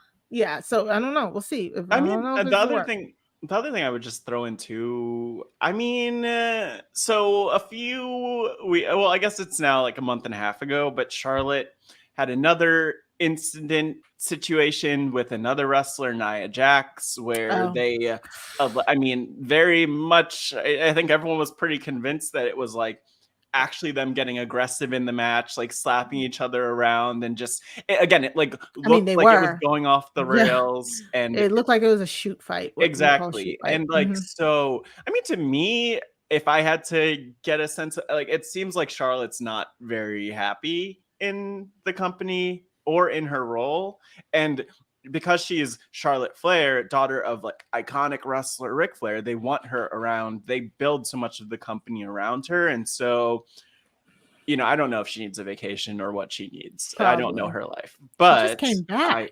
She should have it. Give her a vacation and time off and whatever she wants. Yeah. Let her leave the company tshe But it's hard for me to feel sympathetic for her since she is the champion, the women's champion. It's not like it's not. She didn't actually beat anyone for the championship. Right. And I think because it's because she grew up in a wrestling legacy, maybe that having the championship, I don't know, but I could see a world where it's like, my father was a 16-time champion. Like, it's not a big deal. Every other week we have a championship going through our house. So that's great. But like, things seem off with her. And so we'll watch the situation, but it doesn't seem like it's the best. I don't know. Yeah. One day I do want to hear her talk about it though, and like give us the real tea. That's what we want. And we'll call you up, Kelsey and Geneva, because that's what the people want to know. We need the tell-all book. Yeah. Geneva, what did you think? So, yeah, seeing the belts drop, I was just like, I felt uncomfortable with that, the disrespect. So I guess my question though is it more because of their relationship that they did not feel comfortable exchanging the belts, or did it have more to do with the significance of how they won their belts? Or I guess that's why I think I was a little like, you know, because I mean, I guess it was already complex in itself that they were drafted to the, like, you know, the opposite competition, but I think that's where I was a little like, what was, you know, what was it? Did it have to do with So the vibe, I mean, here's one thing I read in line with this, which was just that Charlotte, I think Mari, you might have said this already, but that Charlotte didn't want to look weak, which like handing over the championship, if Charlotte just hands over the championship without, you know, getting on the mic and saying something and interrupting, like in my mind, she clearly did, saying things like, I don't think she was scripted to say anything. I think it was just, let's reluctantly hand the championships over. I don't think that's what she wanted to happen, because that kind of makes this heel character who like probably would never want to give up their championship will, in her mind, look a little bit weak.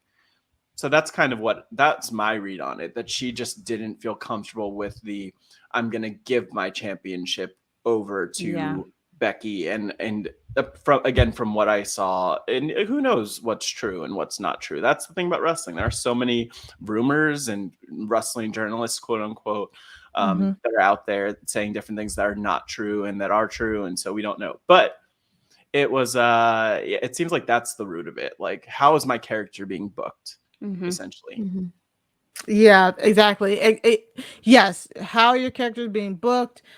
Also, like, I think with the whole Sasha coming in to like beat her up too, she didn't want to look weak or something like that. And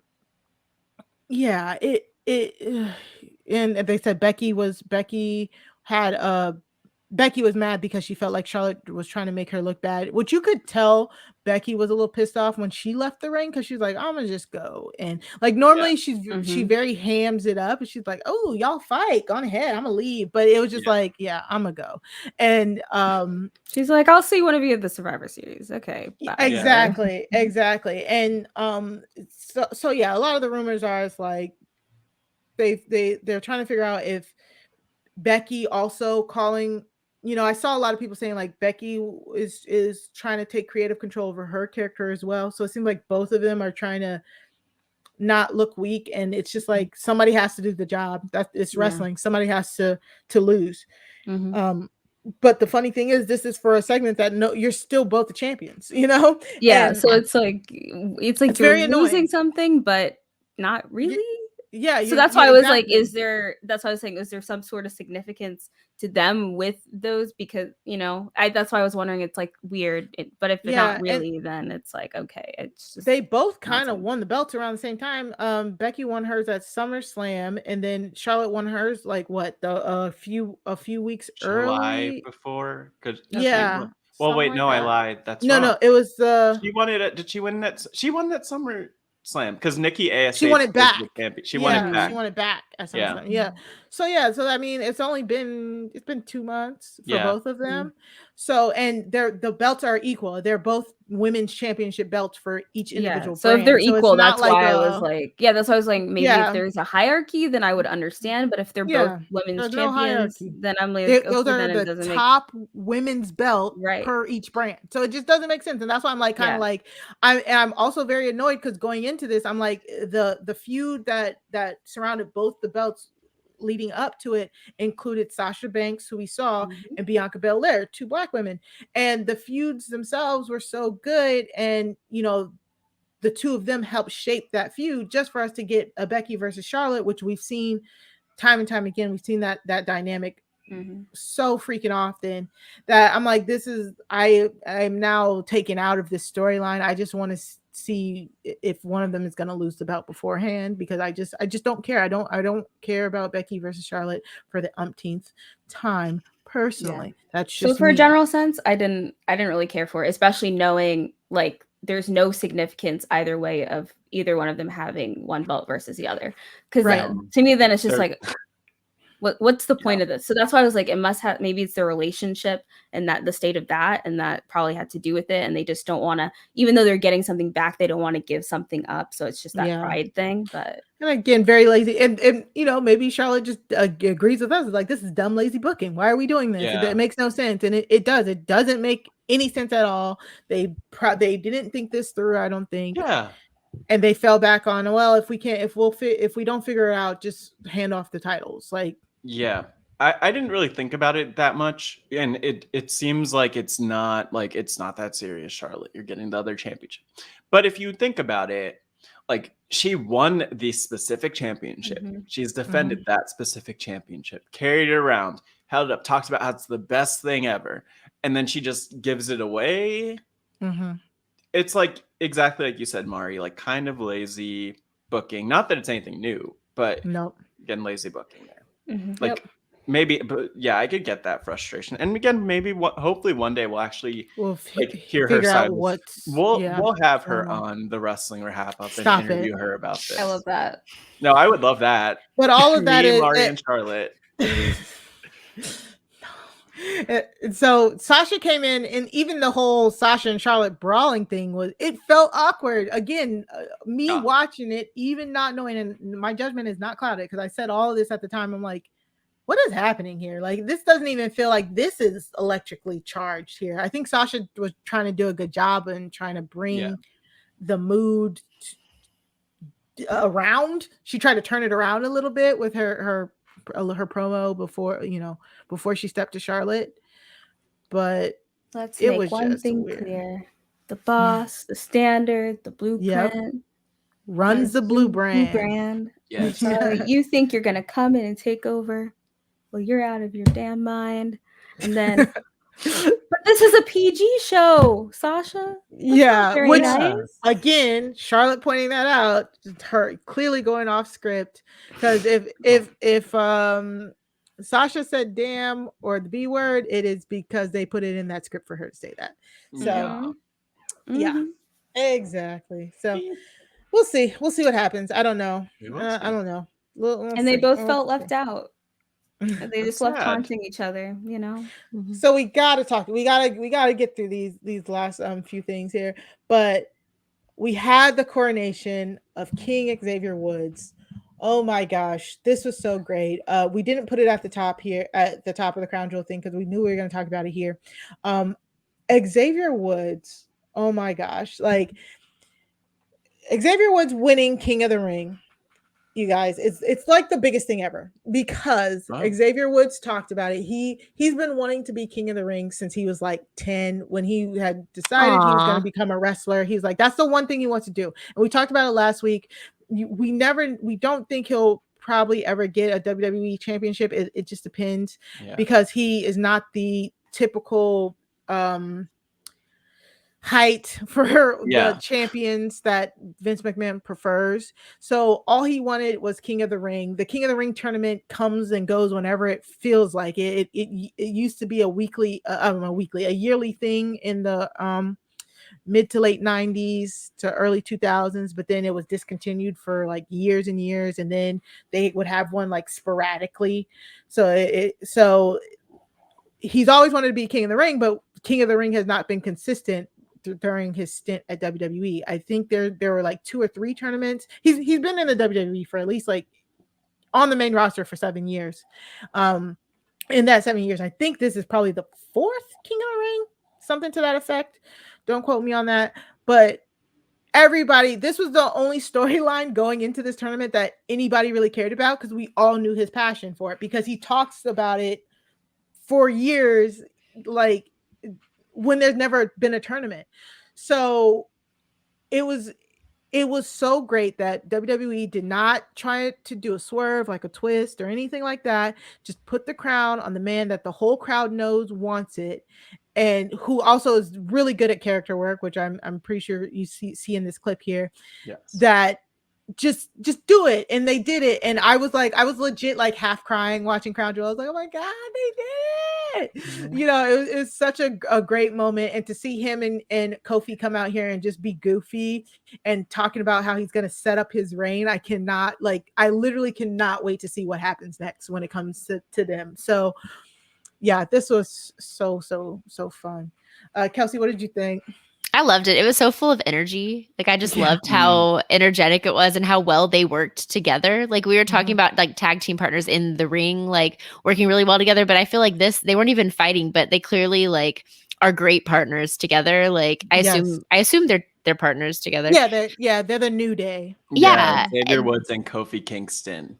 There you go. Yeah, they just seem to play off each other really well and like keep the energy up and exciting. And I really liked it. Yeah, and sorry, Geneva. Yeah. What did you think? Yeah, and I think even with that backstory, Mari, I think it makes it even more exciting and like more of a happy moment to see and witness. Although at first I was like, why is he holding the mic sideways like that? I don't know. I found that very strange, but I had that same thought. I was like, okay, that's a little strange, but otherwise, you know, I loved hearing his speech. You know how much like it really meant to him. Sophisticated. And you know they were part of his dream and they helped make his dream a reality. So I think it was just kind of like it was a pretty fun moment, and so I really did enjoy watching it. But the mic thing was the one thing that stood out to me, like, why are you holding your mic like this? But you know, alas, it was good. Xavier Woods always does that because it's another thing to make him stand out, and it's just so funny. It's like it's so pompous. It feels like it really does. Like he's holding a champagne exactly glass, like an 8-year corn. Yeah. I don't know.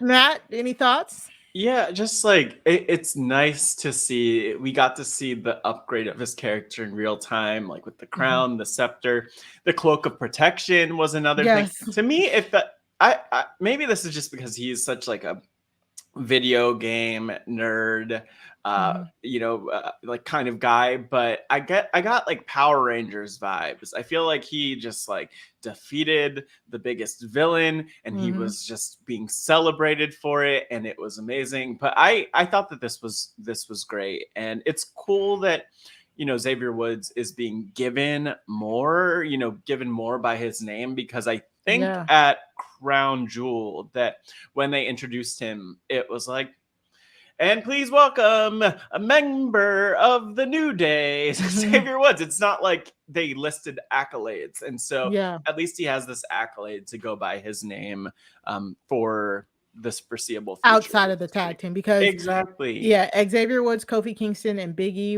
they're all a part of the New Day faction, and Kofi Kingston and Big E Big E is the current WWE champion. We just haven't talked about him Right. today because he got a really good win over Drew at Crown Jewel, but it was just like a transitional thing. Like it was just like it was a great match, but we knew what was going to happen.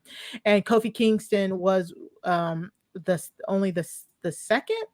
Was he the first or the second? The first Black WWE champion. He was the first one. The Farouk stuff is still kind of questionable. The Rock stuff is questionable. One of the very few. There's not been many black men who have been WWE champions, and so Kofi was crowned about 2.5 years ago, and then Big E just won from another. So anyways, so Xavier Woods, this is one of, and they've been like 11-time tag team champions. So they are a really good group. They are like one of the most like decorated tag teams of all time, arguably one of the greatest tag teams, factions, if you will, of all time. But this is basically the first time that Xavier has had a title outside of the tag team, because he was the one who seems to be, if I'm gonna put this in relatable terms, he's like the Michelle of the group, in a sense, when it comes to how people can view him, even though, again, still good. Yeah. Yes, great, perfect comparison. Yeah, exactly. So that's why we're so happy for him. Plus, whoever gets the King of the Ring gimmick, they basically they get a king gimmick, so they have to make the gimmick work, and very few people can really do that in a way that matters. So it's going to be so interesting to see him in this gimmick. I hope they continue this. Kofi Kingston reading the scroll. Like, I need Kofi Kingston to be his town crier. Like, I need that. Like, he was a lot, but it was great. I mean, it goes along with the whole bit, so it worked out very well. But I was just like, yeah, this crown shall serve as a physical representation of the respect that you've earned and that you shall now receive today and forever till the end of time. And I'm like, I don't know about that, but I guess. May we all have such a hype man. Like, I know, right? Exactly. I need that. Yeah. So this is so fun. And again, a lot of this for SmackDown, why I didn't send so much, it was like setup. Like, this is a setup. I thought maybe somebody would run out and interrupt, but I think this was a good call that they just let him like bask in the moment and then figure out what they're gonna go with next week. They probably hadn't come up with a program for him yet, so this is good. We'll see how that goes. And then like we got a few rematches from Crown Jewel as well that night. So that's why it was just like, it was like definitely a cooling off SmackDown. It's like, well, let's address what we need to address from the previous just like night. A fun. Yeah. And then we'll start with the actual like legit getting into the new storylines next week, and that's very much what I got from this episode. So the final thing I want us to talk about before we have to go is Hit Row's debut. So again, Hit Row was drafted to SmackDown during the draft, and last night was their debut. They're like a faction, and they had like a quick squash match over some jobbers.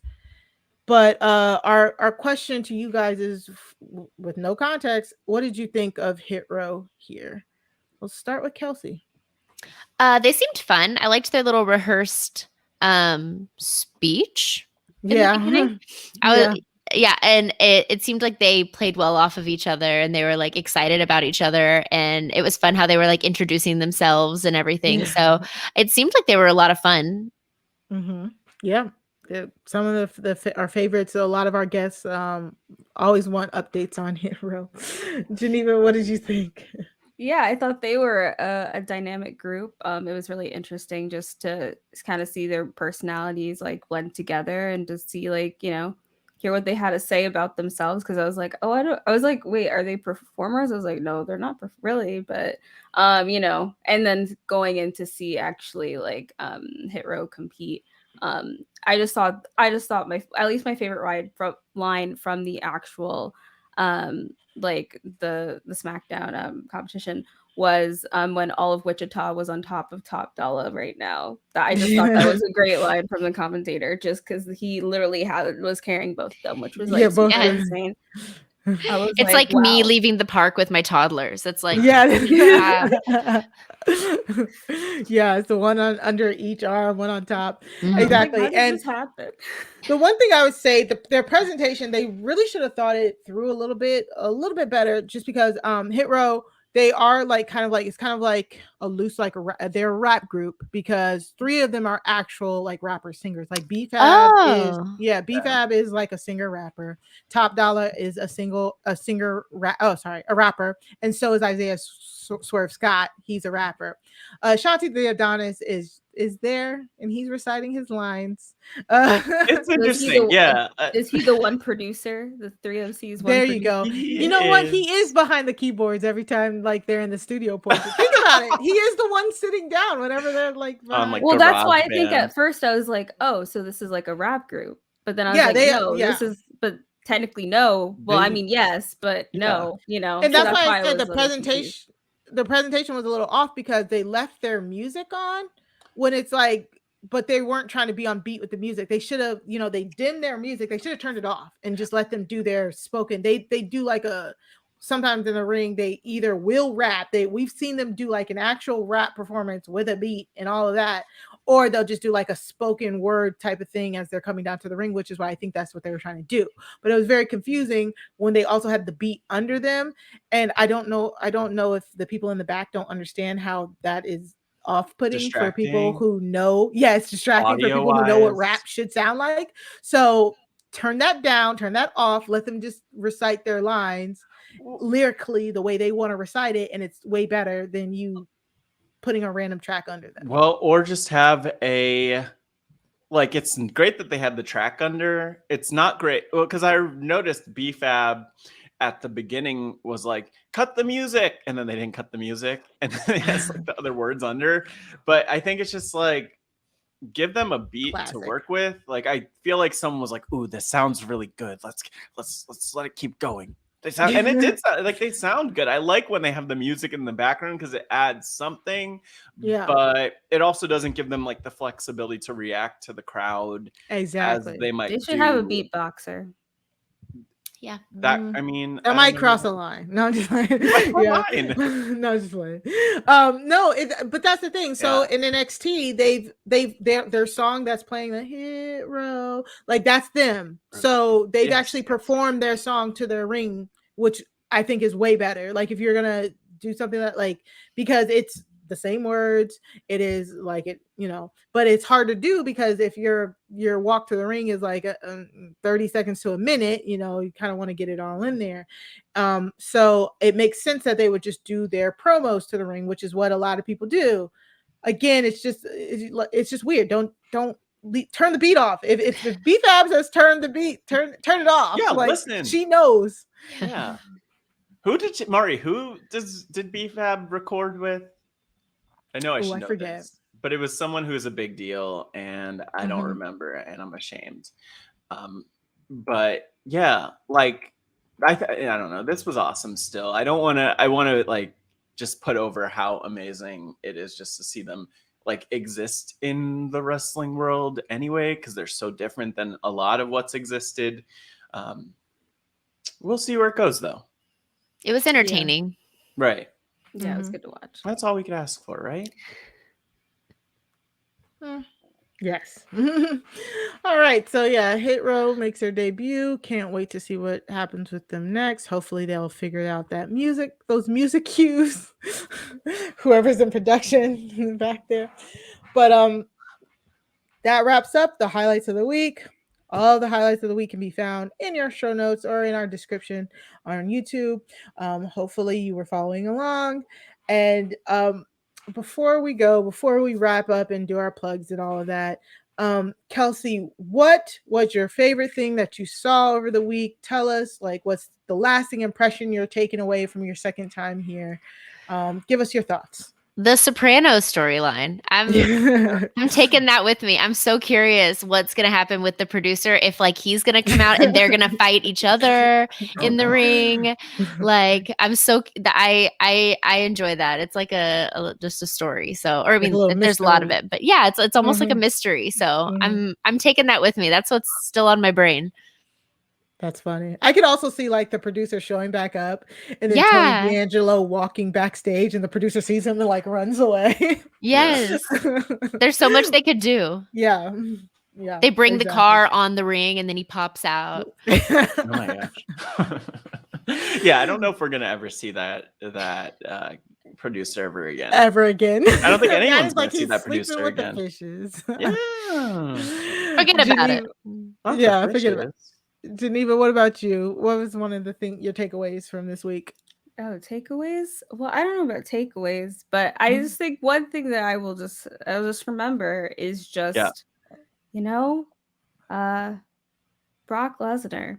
Just in general. Yeah. And you know, and Roman Reigns. I just think that that's gonna be something that's to remember. Something to Yeah. remember for a long time. It definitely like I literally just had like a shocked look on my face, like when I saw it all went down. I was like, whether this is acting or not, I was just like, this is a mess. When I saw the camera thrown, I was like, uh-oh, like this is gone, ripped pants. I was just like, this is chaotic. And then of course, because Matt mentioned our the theme that we're seeing this week, these family ties, Indy and Dexter, and that beautiful love story, and Johnny, and all that whole involvement and that whole dynamic, I think, is also something I will remember. Yeah. Yes. Awesome. Yes. So thank you so much for we are so glad you guys could come on here. We're glad to have you. Of course, we might reach out again, have you back on if you want to come back on. No pressure. But Kelsey, can you tell the people where they can find you? Y'all can find me on Twitter at K Razmandi, I believe. Or is it Kelsey Razmandi? Oh shoot. I think it's Kelsey Razmandi. Is it Kelsey?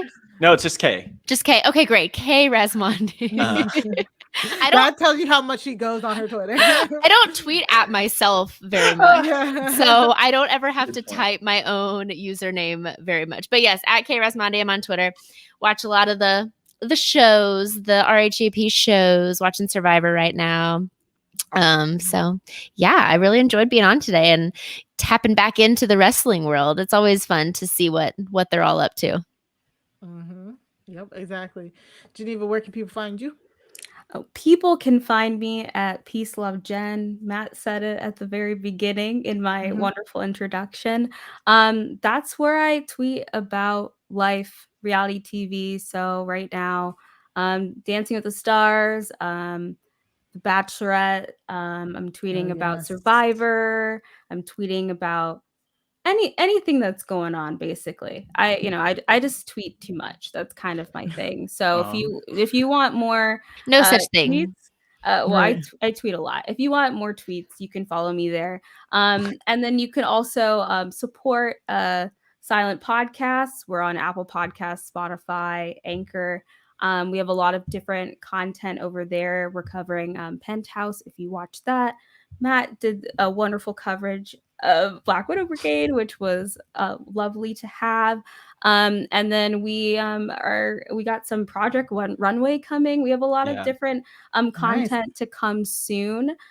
So definitely find us on social media and find us on Twitter, Twitch, YouTube, all those fun platforms. And thank you so much for inviting me, Matt and Mari. I had a fun time, and I might check out some clips in the future of some of these contests to find out the aftermath of some of these events.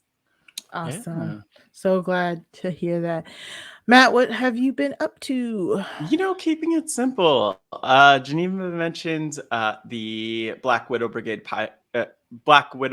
podcast over on Silent Podcasts, where we are anything but silent. It was good to be able to do that. I don't think there's any more Black Widow Brigade content coming up for this season of the show, but yeah, just had fun talking about that with LaTanya Starks and Grace Leader, who have both been part of the Wrestling RHAPup. And other than that, I'm here at the Wrestling RHAPup talking wrestling, and you could find me at Matt Scotchy W. Follow me on Twitter and tweet me about all the things call me out for things I said. Seriously, not seriously, it's fine.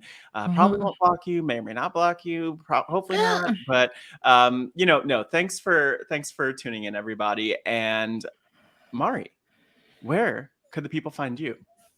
Okay, so you can always follow me on Twitter, and I guess both of us on Stereo at Mari Talks Too Much. That's two, like the number 2. The number. Yeah, the number. Last week I was on the challenge podcast talking with Brian about the challenge. Loved doing that. And of course, so happy to announce that me, Chappelle, and Latanya Starks are going to be on post-show recaps this season, recapping the 5th and final season of Insecure on HBO. So please come and check us out. We will be doing weekly episode recaps. They should drop on like Tuesdays, by Tuesday at least. But I'm so happy to talk about one of my favorite, most groundbreaking shows on its final season. I feel like talking about it is the only way that's going to get me through the sadness of it leaving. So I'm so glad that we can bring this to PSR, and thanks to Josh for letting us do this. And I'm so excited. We just dropped a preview podcast for it. So this is the 5th season. So we try to recap season 1 through 4, which is so much to get through. So yeah, stick with us on that. But it was so fun. It's so great. Me, Latanya, and Chappelle are just cutting up half the time. So yeah, definitely go check it out. Tell a friend, like Sasha would say, and go support us with that. Awesome. But yeah, now what do we do? Yep, that's it. That is literally it. But we also want to remind you guys to please rate and review Wrestling RHAPup on your wrestling feeds. Just you can always email us again. Send your emails to wrestling@robhasawebsite.com, and we will see you guys next week. We will. Watch out for any flying elbows. Goodbye.